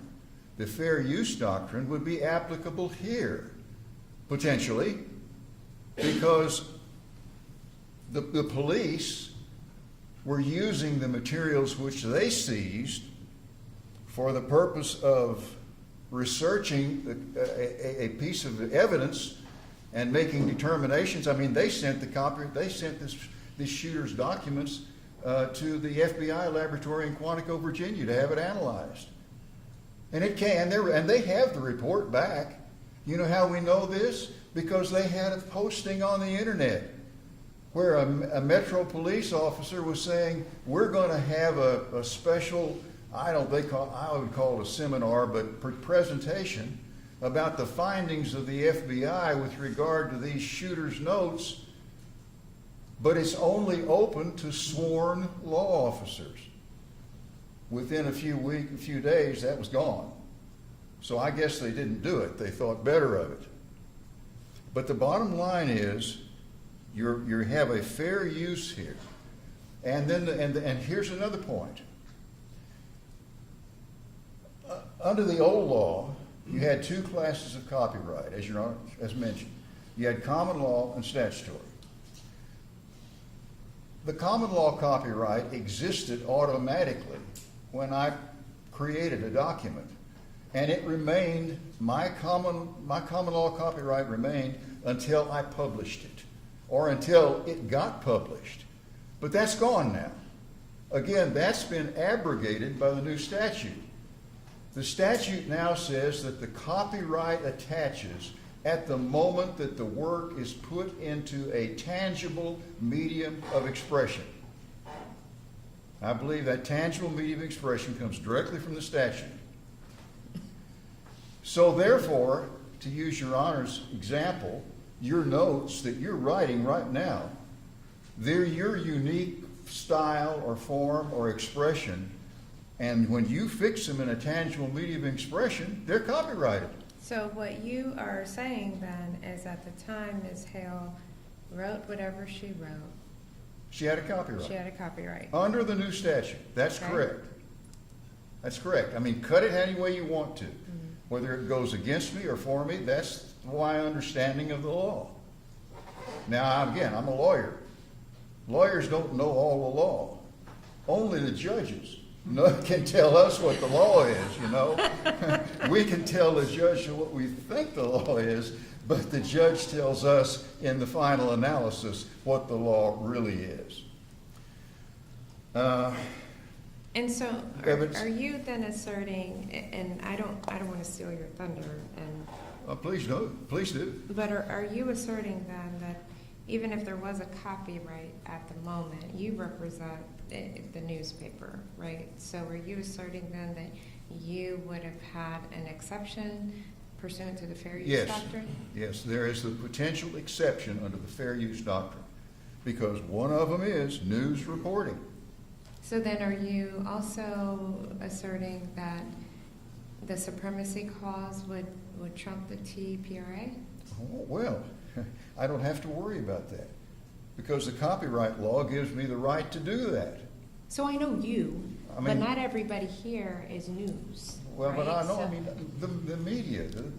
But not everyone here represents media, right? true. So But fair use, yeah, I say news reporting, teaching, scholarly study, research. Clara Moore, for example, or what, is it Moore? Is that her name? What? Brewer. Okay. For example, she's part of an association that says we study these things. She could assert a fair use, saying, I want this for scholarship, I want this for statistical research purposes. So then what is the mechanism? Should, like if I travel along this path with you and the writings are currently in the possession of law enforcement, subject to an open investigation, we have Rule 16 that we deal with. Let's say once the investigation is closed and by testamentary gift or otherwise they belong to this trust. Is the trust because you are news, because there are educational purposes? Are they to give you access to them, or do you get access from Metro? Like how does that work? As a general rule, you'll find the defense of fair use being asserted to an action for infringement, and that would imply that someone got a hold of the copyrighted material without the consent of the copyright proprietor and made a use of it. And then the copyright proprietor came back and said, don't do that. I want damages. I want relief.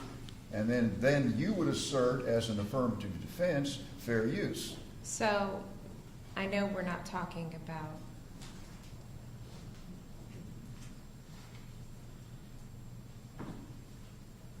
but you don't have the documents right now, but Wish you did, but no. But there are these documents floating out there. And here's another little piece of the new copyright legislation. You may have the copyright at the moment that you put it in a tangible medium of expression, but you can't enforce it till you register it. That's the hooker. So if I say I want to enjoin John Doe from using my copyrighted material, before I can file suit against John Doe for doing that, I have to register it. And that means I have to take a copy of the copyrighted material, I have to fill out the appropriate forms, and I have to lodge it with the Library of Congress. And it becomes a public record at that point. And that's the only way you enforce a copyright, is by registration. It may be your copyright, but even the handout that was given to us this morning, the handout that was given to us this morning said, your work is under copyright protection the moment it's created and fixed in a tangible form. And then it says, at the next line, in general, registration is voluntary. Copyright exists from the moment the work is created. You will have to register, however, if you wish to bring a lawsuit for infringement. So, but again, so I know that you are asserting this for your, because you represent the news, but help me. So, is it your position that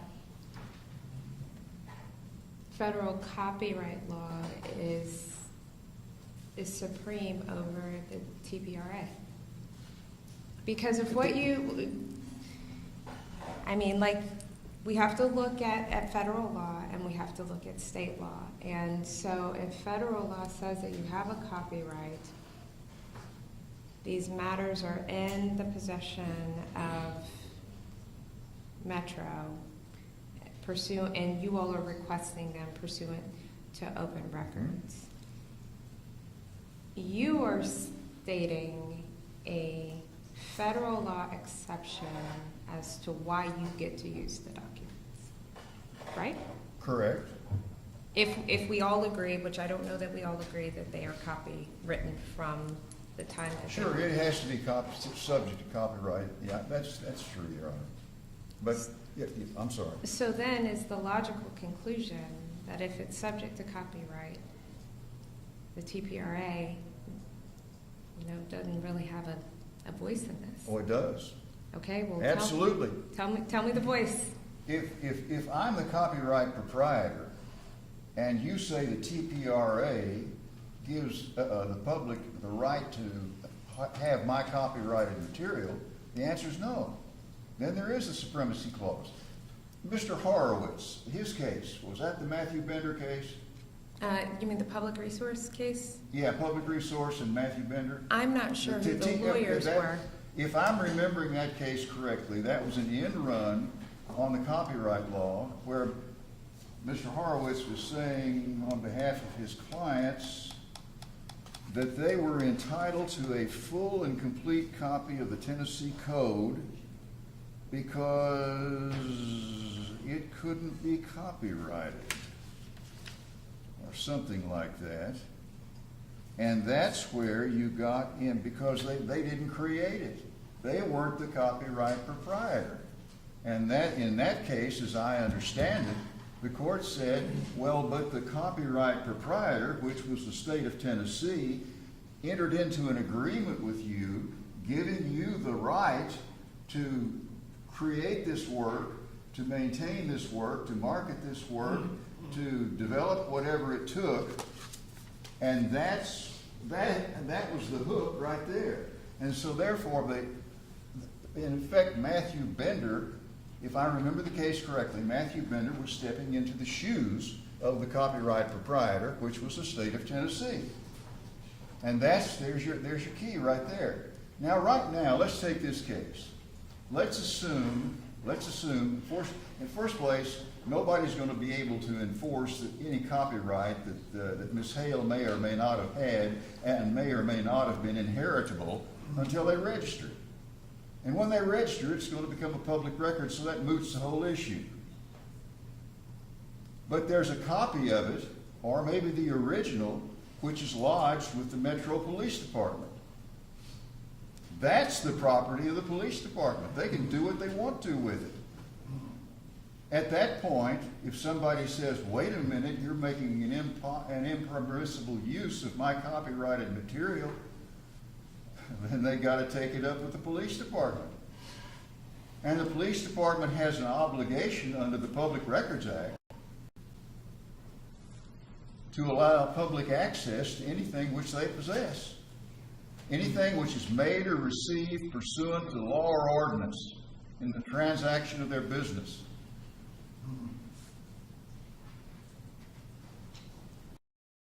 The whole issue of copyright doesn't belong in this case, because there's so many issues involved in copyright. You can't enforce it until you register it.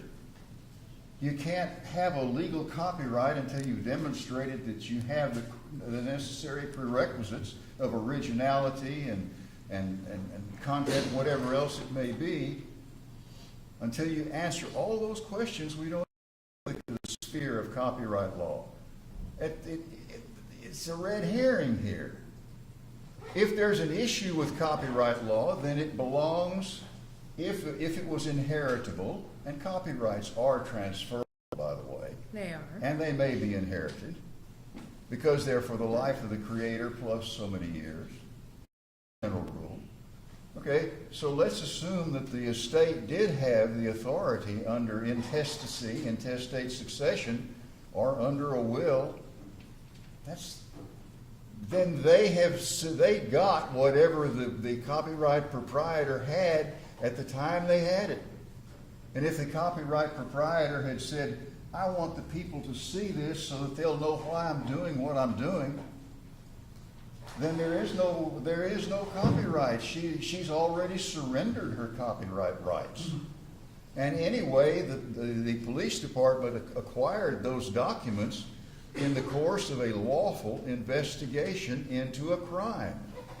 They have every right in the world to have those documents, copyrighted or not. So there's two different things there, Your Honor. They have a connection, but they're separate. They're totally separate.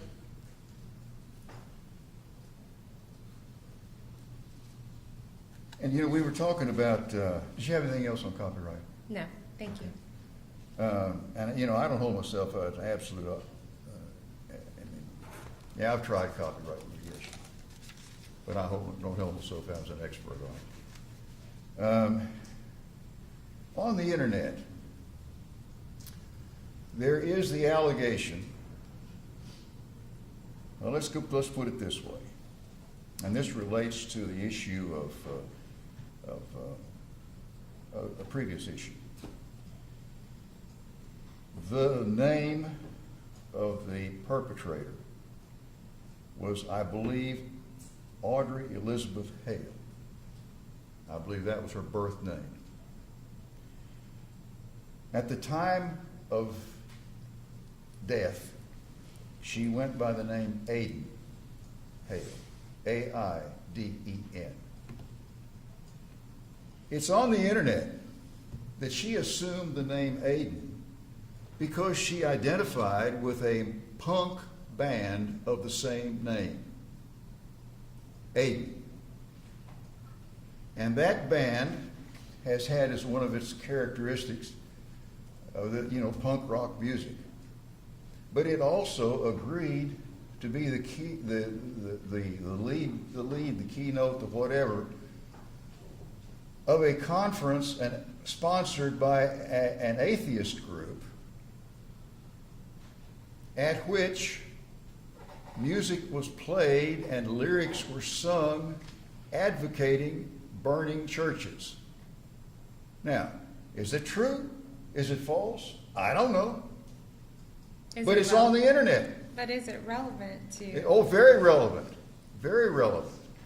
Because if indeed there's a spark of truth in that, no pun about burning churches, but if there's any truth at all in it, then doesn't the public have a right to know what this person wrote as an aid to quelling that issue, either proving it to be completely false or proving that it had some merit. After all, it's out there. Also out there is the allegation that through a series of relationships, Aiden Hale was in business with David Duke. This is the kind of thing that gets out there in the public eye. I have absolutely no idea whether that's correct or not, but it's there. That's why we have public records acts, so that you can get the actual record, you can find out actually what the person is saying, you find out whether there's a scrap of truth in this or whether it's just garbage. More likely it's garbage, but it's out there. But if we sit there and we say, you can't have this, as you said, Your Honor, let's suppose 102 families say, hold it secret. Let's say 2 families say, we believe it should be out there. Now where are we? We are in a conflicting situation. But even if every family said, withhold it, let's assume for the sake of argument that that was the case. There's 7 million people in Tennessee. Among that 7 million people, there may be people out there that say, yes, show it to us so we can understand what happened. Remember, Your Honor, it's not that nothing of this about this has been published. There is a video that was published showing Hale entering the school, shooting out the door, shooting out the glass, getting into the school, doing the Rambo thing with the gun around in the hallway, and ending with body cam video of the officers putting an end to her life. That's out there. That isn't taken down. Any child who has access to the internet, and children today are so sophisticated with regard to the internet. Anybody with access to the internet can look at that video. And that's, in many ways, some people would find the video, toward the end at least, disturbing.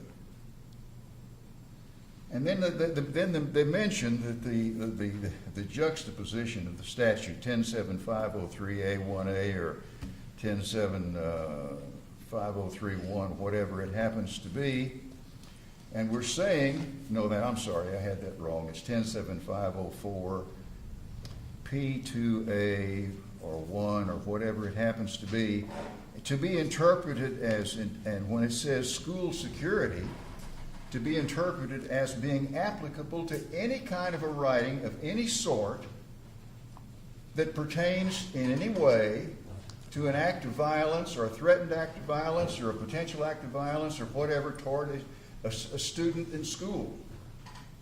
Well, that gets back to a doctrine that's well established in this case. It's called an absurd result.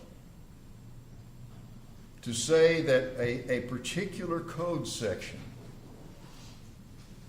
was adopted for one purpose, which was to protect school security, and can now be broadly interpreted beyond what its apparent parameters as an indirect exception to the overall Public Records Act would be, as Justice Lee said in a particular case, it would be an absurd result. And let's talk, I just want to mention something about Director Emeritus Gwynn.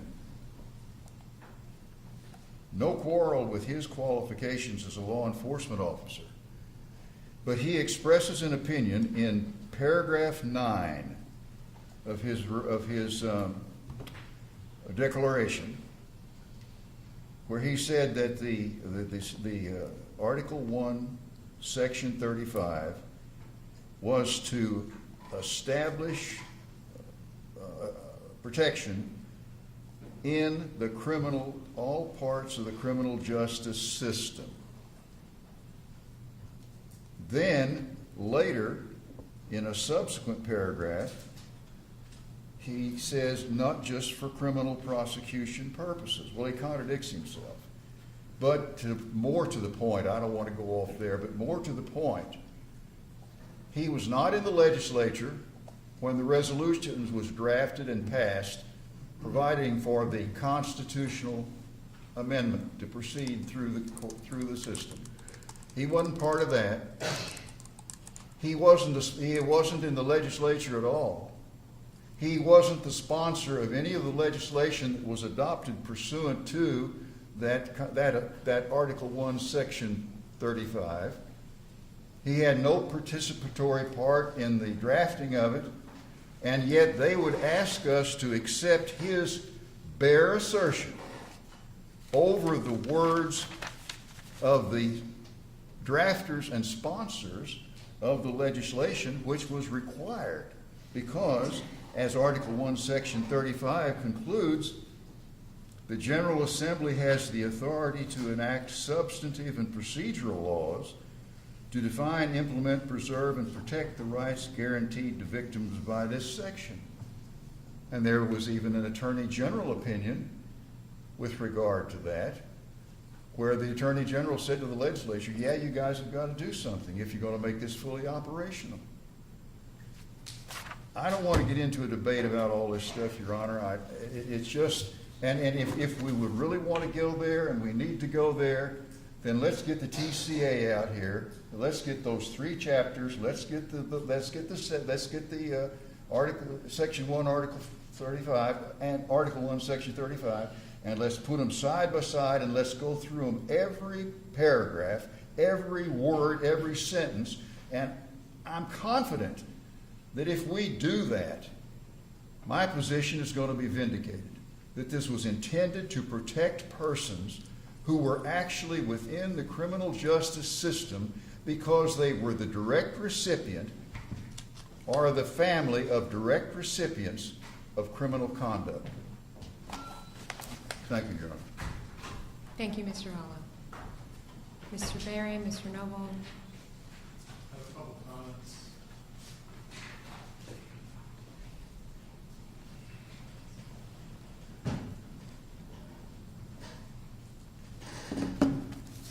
Thank you, Your Honor. I'll try to be brief, a little briefer, since everyone's covered everything so thoroughly. On the copyright portion, I agree with my colleagues. It's also my position that I don't think the copyright has any impact on the TPRA. Looking at the Seaton case, I think it's distinguishable on the grounds that it was a clear federal law that barred the information from being produced, and what they were asking for was the exact information that was specifically created to comply with the federal statute. So I think that's a different situation than where the Copyright Act just exists to create a copyright and an intellectual property interest. It's a separate issue. And I don't think that that is analogous to the situation we have here. So on that, and then on the, I don't know what to call it, the brief filed by the Tennessee Attorney General's office, signed by a Deputy Attorney General. I understand, having worked at the AG's office, that technically this is the statement of the Attorney General's office, but there's not an Attorney General opinion on this issue. They cite an Attorney General opinion, but even in their brief, it's not about copyright. It's only about a state or federal law that provides with respect to the openness of a record. I submit that the Copyright Act is not about the openness of a record. It's about the protection of a copyrightable interest. So I don't think that we can necessarily affirmatively state that General Scrimeti believes that the TPRA has an exception based on the Copyright Act. I think that's a statement that goes a step too far. The office hasn't taken that affirmative position in an Attorney General opinion, which is how, as I understand it, the office generally speaks on these types of issues. So that's all I wanted to say about copyright. I did want to touch briefly on P1. I think my colleagues have covered it well, but I may go back a little bit further just to say that it's my position that I don't believe P1 even applies to this case at all.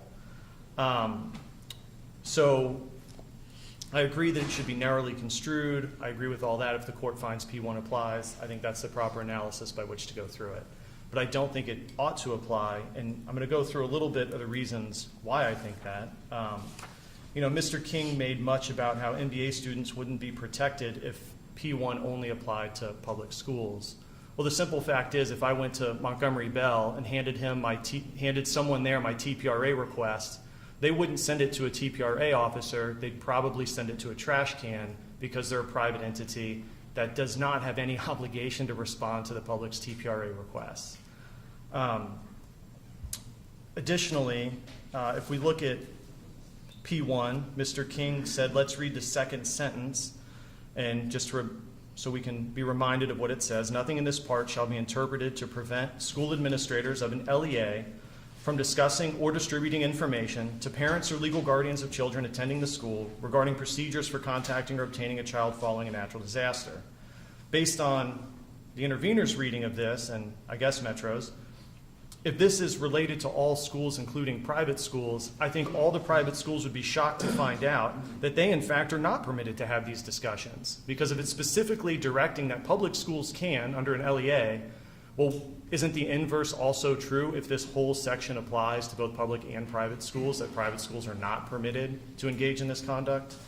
So I think reading it, it reads pretty obviously that this applies to public schools. One, because public schools are subject to the TPRA, so if they had this information, they would have to give it up. Private schools are not, and they would not have to give it up. Secondly, the second sentence clearly indicates that this is subject to a public school.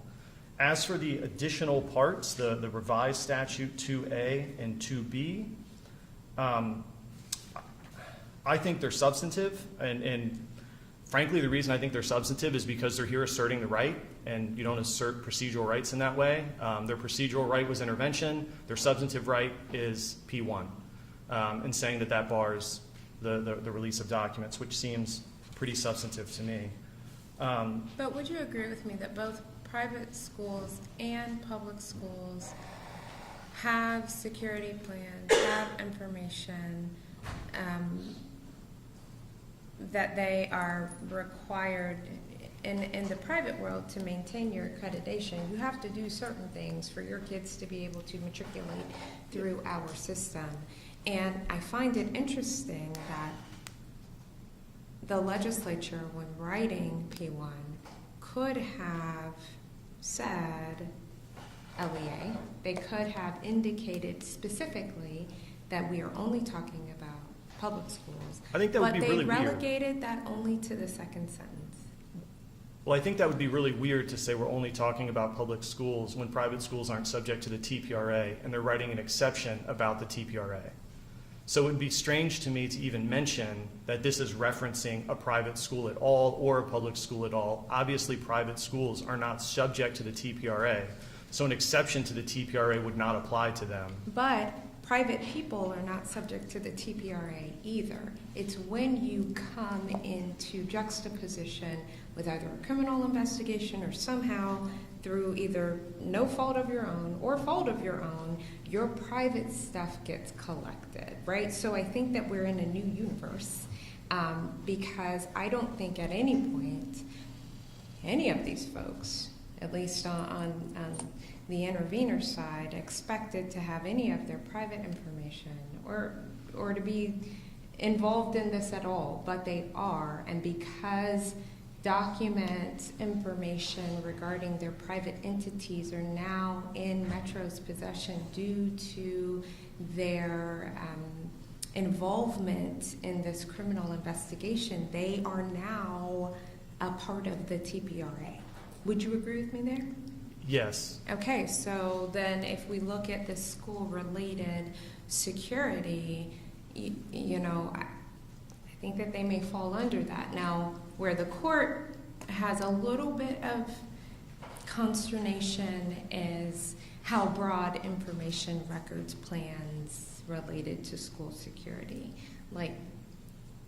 Sure, and I would agree with, I think, the excellent articulation that related to needs to be construed narrowly as well, and that, this is talking about something directly related to school security, not not just any information or any records or any plans, or even a broad set of those like you might have in bankruptcy court where related to is defined expansively. I don't think that's how it should be read here.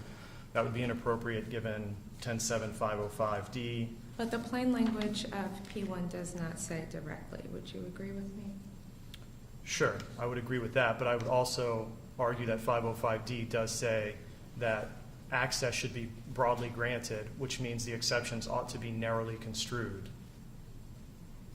And so there should not be an expansive reading of the term related to, as they've articulated it ought to be.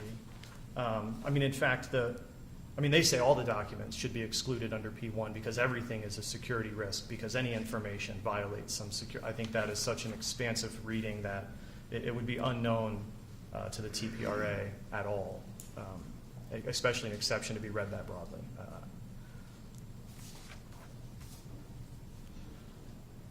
And to go on that point, even the body cams that were released by Metro would fall into that exception as broadly stated by the interveners.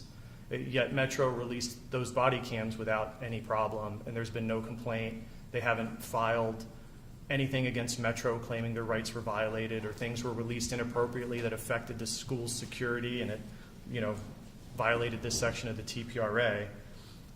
And to further go on that point, it would appear, given that situation, that Metro then would hold the privilege of deciding what items fall under this and what don't as an initial matter, because they obviously decided that the body cam footage did not, in fact, fall under P1 and could be released. And so that's a privilege that Metro holds. And they either found that it didn't comply or they waived it, I guess, in that situation. But I don't think P1 should be read that broadly. I'm comfortable saying that I don't think those body cam footage violated the school's security in some way under P1. And I agree with Metro that those officers acted with great bravery. And to be frank, if I ever run into one of them downtown, they're not going to have to drink that night.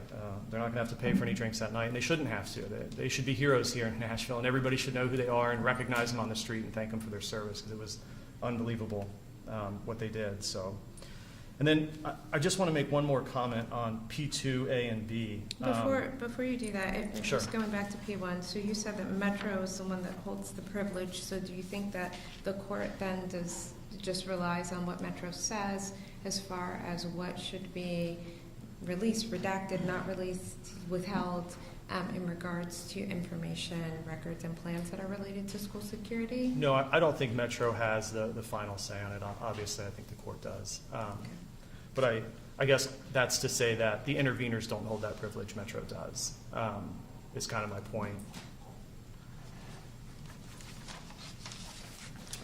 And on P2, A, and B, I just wanted to point out, because it just seems to keep getting left off when people read the statute about the school security reports, memoranda, plans, notes, threats, and procedures, including drafts. And there's some really important language right after it. It's that are incorporated in reports created or received by the Department of Safety. And as Mr. King talked about in pretty good detail, the new statute does have requirements that private schools produce a lot of information now to the Department of Safety.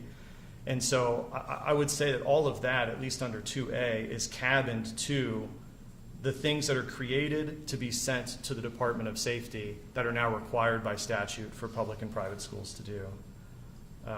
So if we're going to view those as relevant to this case as procedural, then I think it should be cabined in that way.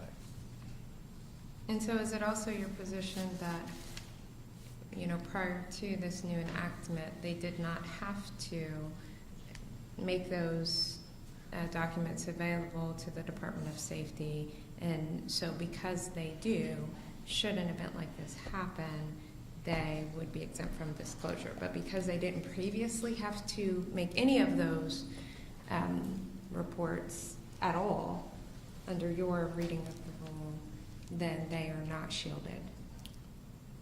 I'm not sure exactly your articulation. I don't know that I understood it, but I'll rephrase mine.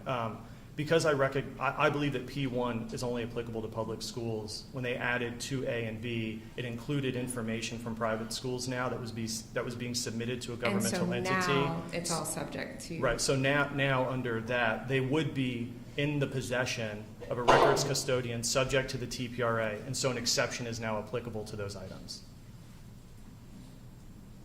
Okay.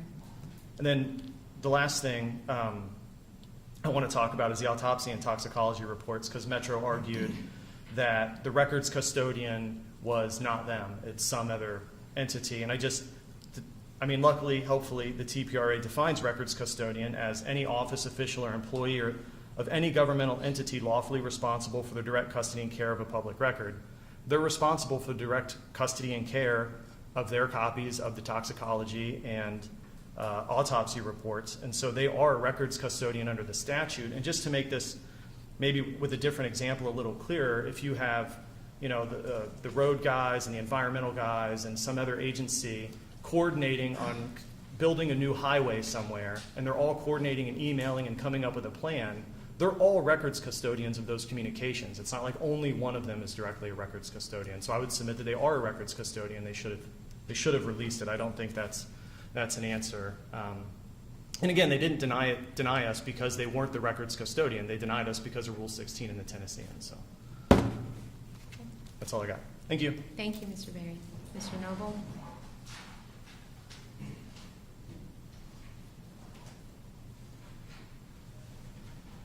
Again, I'll be brief. I know the court's heard plenty today and yesterday. Russell Noble, Senior Counsel from Judicial Watch on behalf of the Hammond plaintiffs. Touching on the first thing, the school security question, for the reasons my co-counsel, Mr. Berry, said, we don't think it's applicable here, but let's just assume it is the original P. Our position is closer to Metro's position, and I'm quoting Mrs.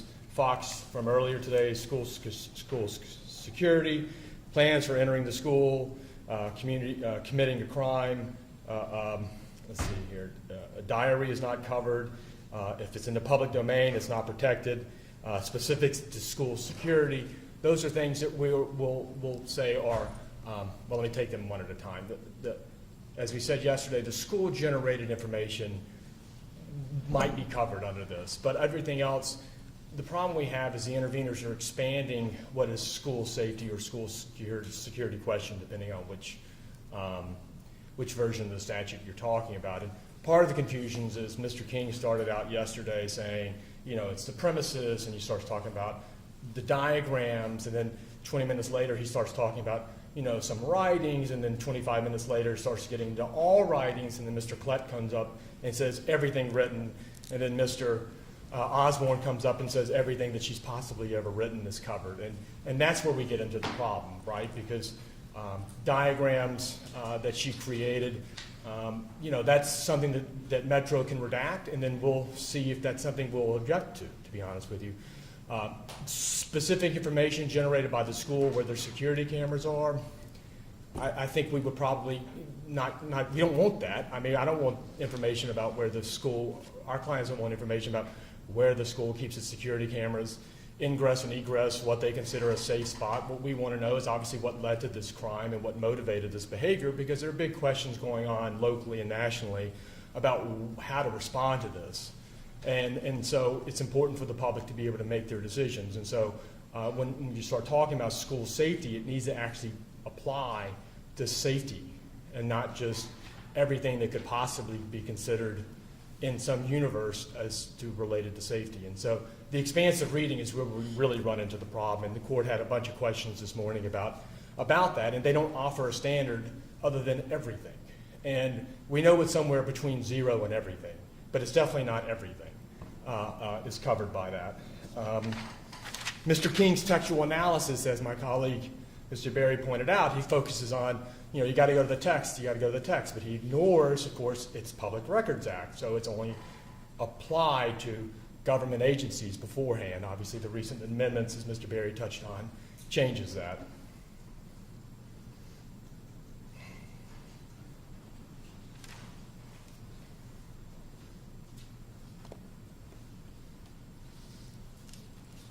Again, it has to be related to school security. I think Metro and us are closer closer than the interveners are to anybody on the interpretation of school safety, what's covered under that.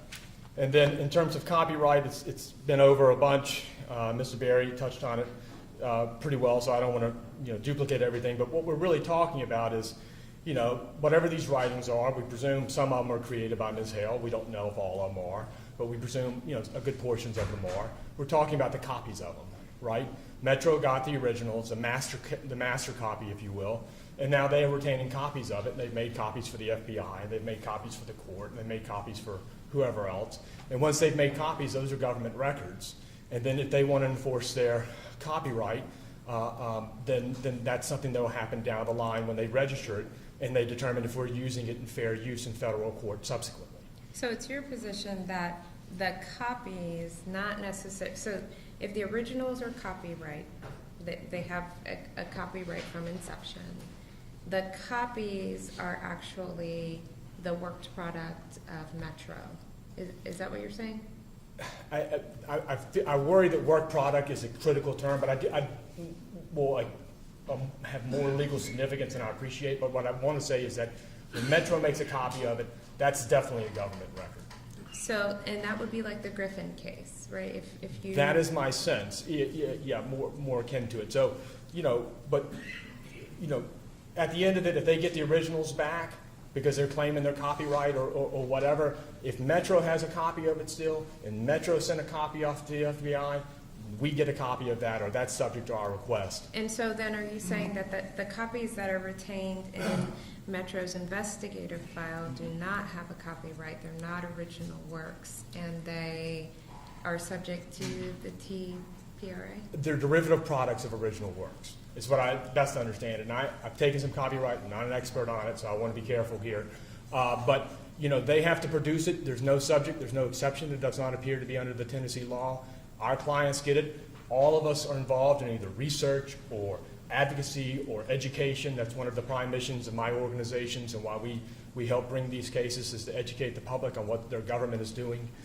So we all fall under that umbrella, and then once we get it, if we use it and they register it, and then they can assert their copyrights, and then they'll have to defend if they have a valid copyright. What about Joe Smith, regular citizen of Tennessee?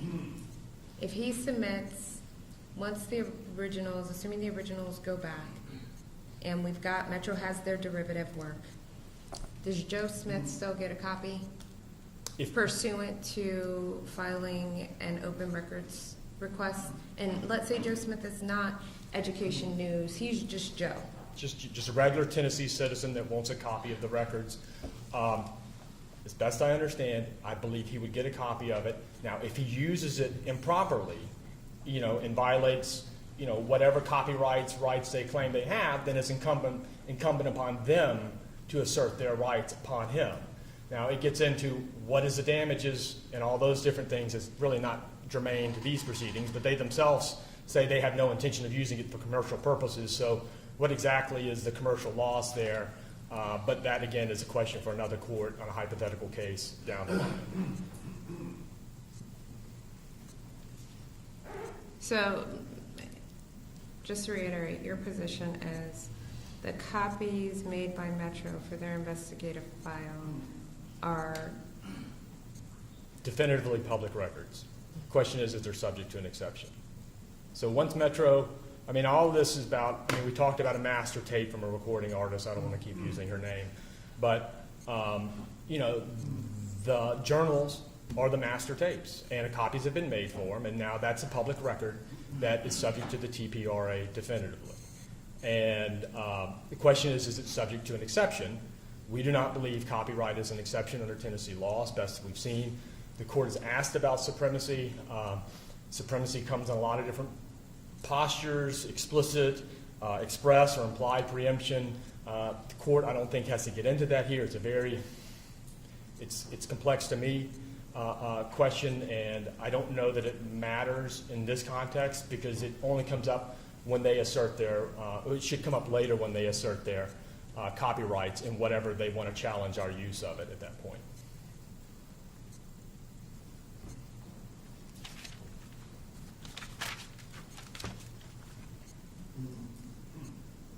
Yeah, and then, again, Mr. King talked about yesterday, diagrams of the fellowship hall, communal information about the church. I'm crediting Mr. King, but it could have been Mr.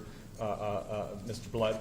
But, the stuff that is generated by the church and the school regarding how they maintain their security, that's all stuff that we're happy to have redacted. We don't want their security protocols. And this is something that we honestly said, I think, earlier in our documents, and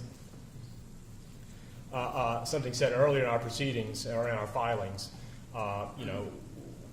We understand it's a very, it's obviously has been a problem, but we want to know what led to this, and we want to know what's in the file so the public can decide for themselves what's the best way for their legislators to respond. So hypothetically speaking, if there were drawings of the entities or the places that you described, would you consider those something that you wouldn't want, or those are not actually property of the church, the school, the parents, and thus subject to disclosure? So are you talking about drawings by Mrs. Hale, or just in general? Hypothetically. Yeah, but hypothetically. I think they would be public records here. I think we would waive that and probably live with the redaction, if that's the best way to put it. I mean, I think the problem, what you have here is you have the copyright issue here where they're saying they're private records, right? And on the other hand, you've got this this inherent conflict between the school safety exception, right? Because school safety exception assumes they're public records. And on the other hand, they're claiming these are private records, right, and under the copyright, and there's an inherent tension there trying to reconcile that. Now, I'm not going to say it completely defeats it, but on one hand, they're saying these are our private property that we've gotten through the estate that apparently is owned by a trust that isn't a party to this action, as best we can tell, but is owned by a trust now. And then also, they're not public records, but they're subject to an exception under the Public Records Act. So it just gets really, there's a lot of tension there. I don't know if the court has to resolve it. But, back to the court's point about the maps that are diagrams that are drawn, like just say hypothetically, a private citizen goes for a tour at the school, creates a map in his or her mind, draws it out, puts it on Facebook, right? That's obviously not a public record, but then if the court seizes it, the police seize it later, does that become a public record at that point? Right, it's a private record, or let's say they don't even put it on Facebook. Let's just say I draw a diagram at home and take some photocopies and pass it out. I can do that, obviously, but then when the court arrests me, when the police arrest me at some point subsequently, that becomes a protected public document. It just doesn't really make sense. It's almost like had the police never seized these, it wouldn't be subject to the public records laws. So, but anyway, I've got nothing further unless the court has any more questions. No, thank you so much, Mr. Miller. All right, Ms. Fox, I'm ready for the last word. Thank you.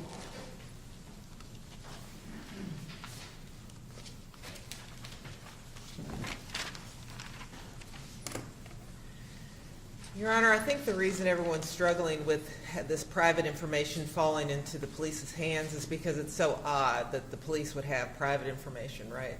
And the reason they have private information is because they go out and they get search warrants. They get subpoenas. And that's reflected in the declaration of Lieutenant Gibson in a couple of his declarations. These were not obtained because we said, hey, can we go get this? Or, hey, let's grab this out of the car. That's not how the police operate. The police have to go and get a judge to say, yes, you may have this for the purpose of your investigation. And I think that now there's been a leap made through the Public Records Act, which I've never seen expressly addressed, that everything that the police have, even though they've gone out there and got it with court permission, now it's become part of a public record. And so I think that's where everyone's having some trouble with some inconsistency, because it doesn't make sense, because how would MBA be subject to a public records request? Well, it's just because they happen to fall into the police investigation. But that doesn't happen by happenstance. It happens because a judge has signed off on that. And I think that's And an not this interesting. judge. And not this judge, but I Right. think that's always an interesting step that has never quite made sense to me in this case, especially in the Tennessean case with the video of the Vanderbilt victim and those kinds of things, that those were private documents that were not obtained because somebody handed them over and said, hey, you should look at this. The police had to get those through the judicial process. And that is why these documents, the subject of these open records requests, they are private documents, but they've kind of lost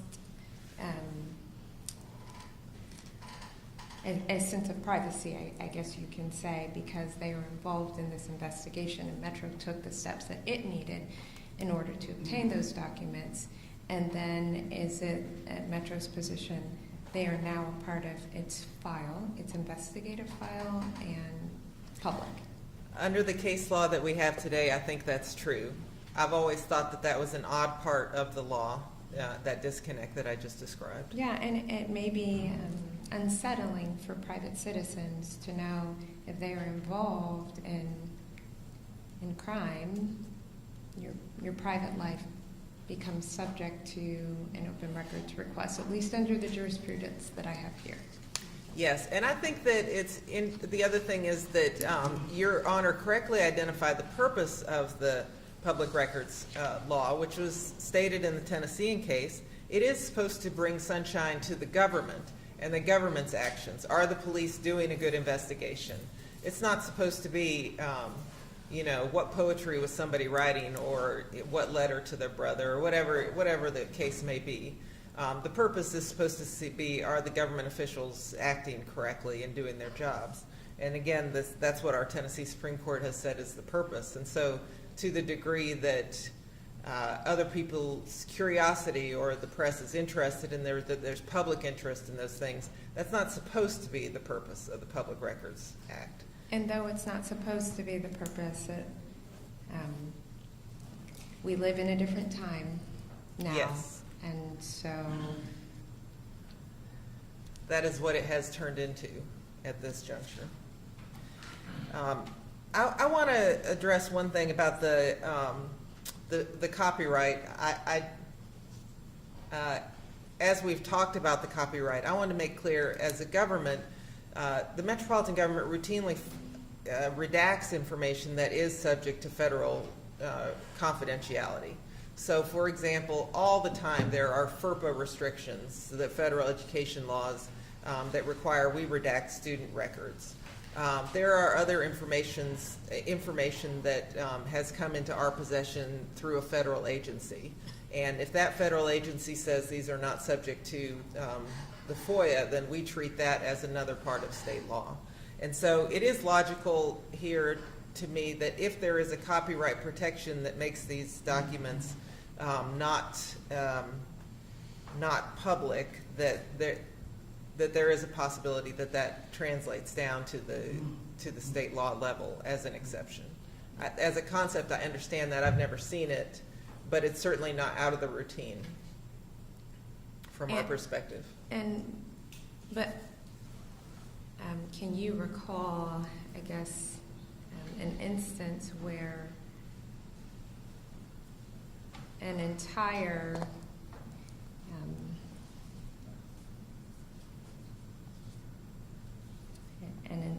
writing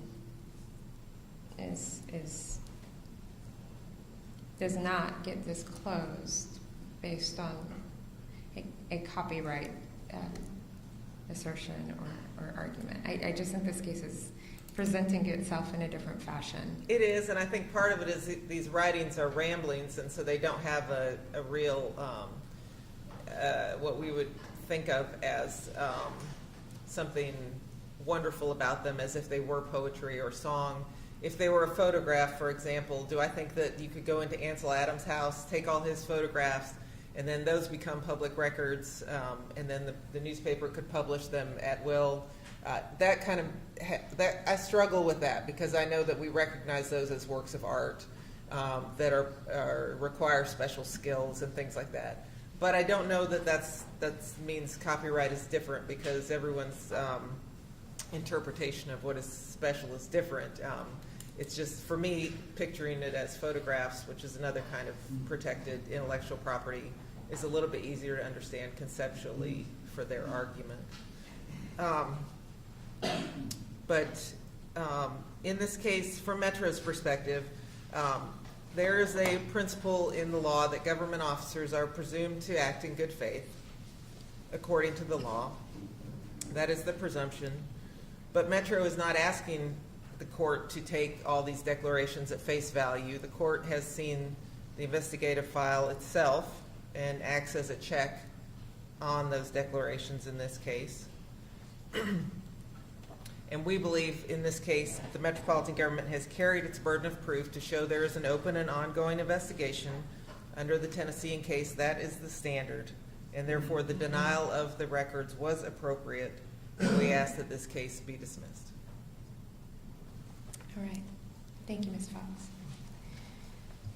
All right, everyone. So this case has been interesting. I hate that we got here based on the incident that occurred on March 27th, 2023. Before I am a chancellor, I am a human. I'm also a mom, and so my heart grieves for the parents and the children who, and honestly the victims who fell prey to this unfortunate event. And so I want you all to know that I'm sorry. The situation that you find yourselves in is not one that is enviable by anyone. However, we don't always get to write our life stories.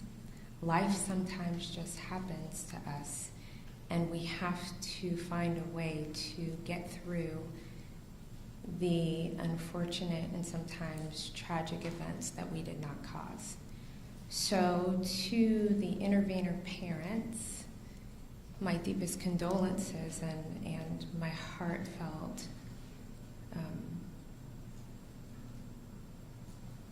I'm sorry. My role as a chancellor is to interpret the law. And it is incumbent upon me to make a dispassionate ruling. One of my fellow chancellors says that, and I'm like, I'm going to take that and use that. Because I have to take the emotion out of it. I have to take how I feel out of it.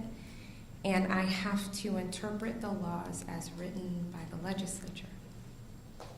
And I may agree with those laws, I may not agree with them. But sometimes my hands are tied by what the law says that I have to do.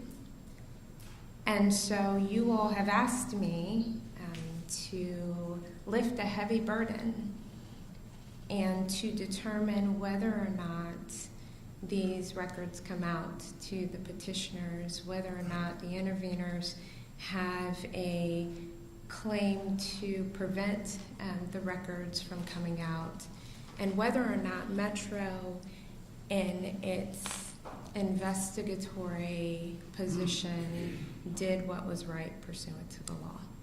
And so I want you all to know that you've asked me to do and lift a heavy burden, and I do not take that lightly. Please know that I will construe the law in a way that I believe is accurate, and to the best of my ability, I will make the decision that I believe the law and the legislature has instructed me to make.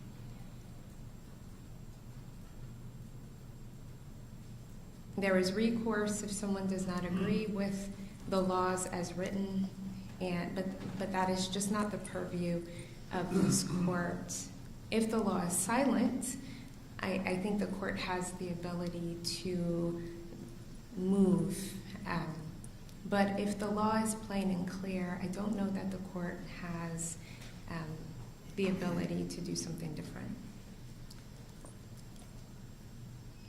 I, of course, will take this matter under advisement because it's complex. I mean, the copyright issue that has been asserted, supremacy, federal or not, exceptions that have been presented on rebuttal. You know, this is something that the court has to look at and to see how does all of this interplay come together. And please just know that I don't take this burden lightly, and I realize that this decision not only affects the parents, the community, the children, but it will have a broad effect across the state of Tennessee. And so I have to take that into account when making my ruling. I appreciate the lawyers being respectful to one another, to the families, and I know that sometimes you all don't see eye to eye, but I do appreciate you all. I will reiterate to whomever is listening to me today, in regards to the leaked documents and the respect of the rule of law. This court upholds the Constitution of the United States, the state of Tennessee, the rules of this court, and I would appreciate if everyone did the same. You all would not take too kindly if the courts or this judge just decided on a whim to disregard our Tennessee Supreme Court or our United States Supreme Court. So for anyone who is under the sound of my voice who may have other intentions in regards to documents that were nefariously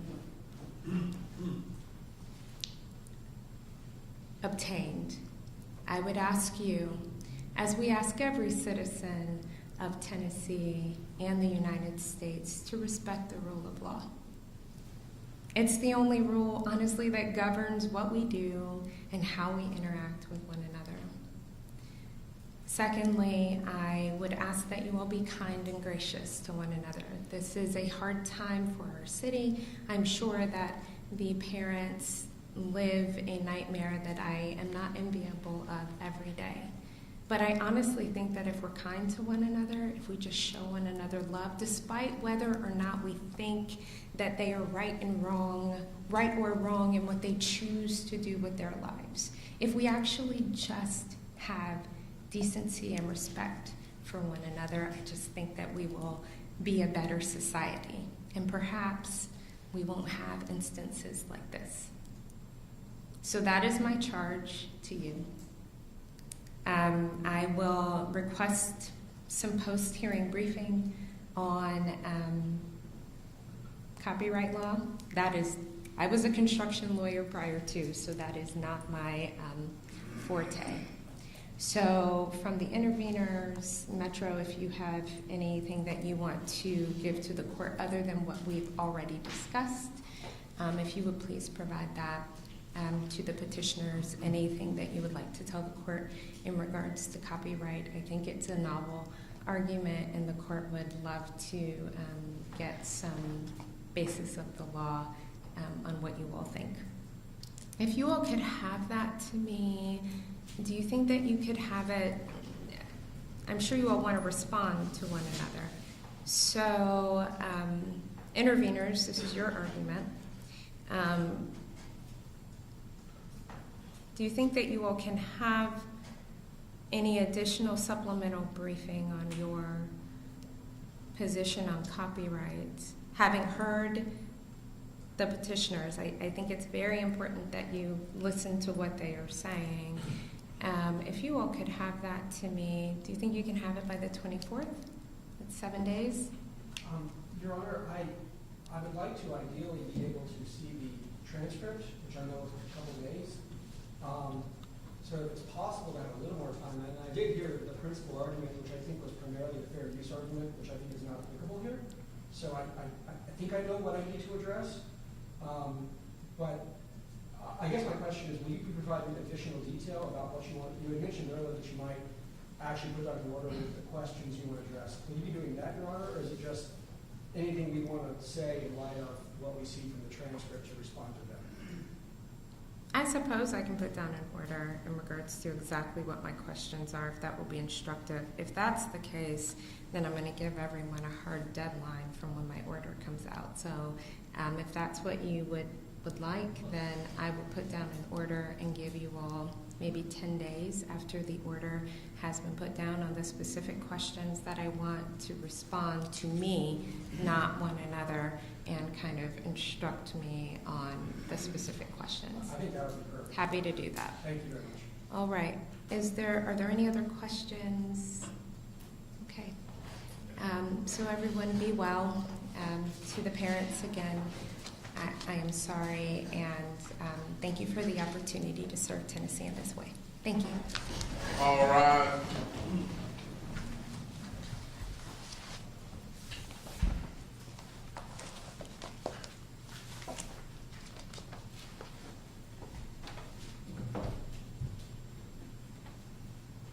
Court is adjourned.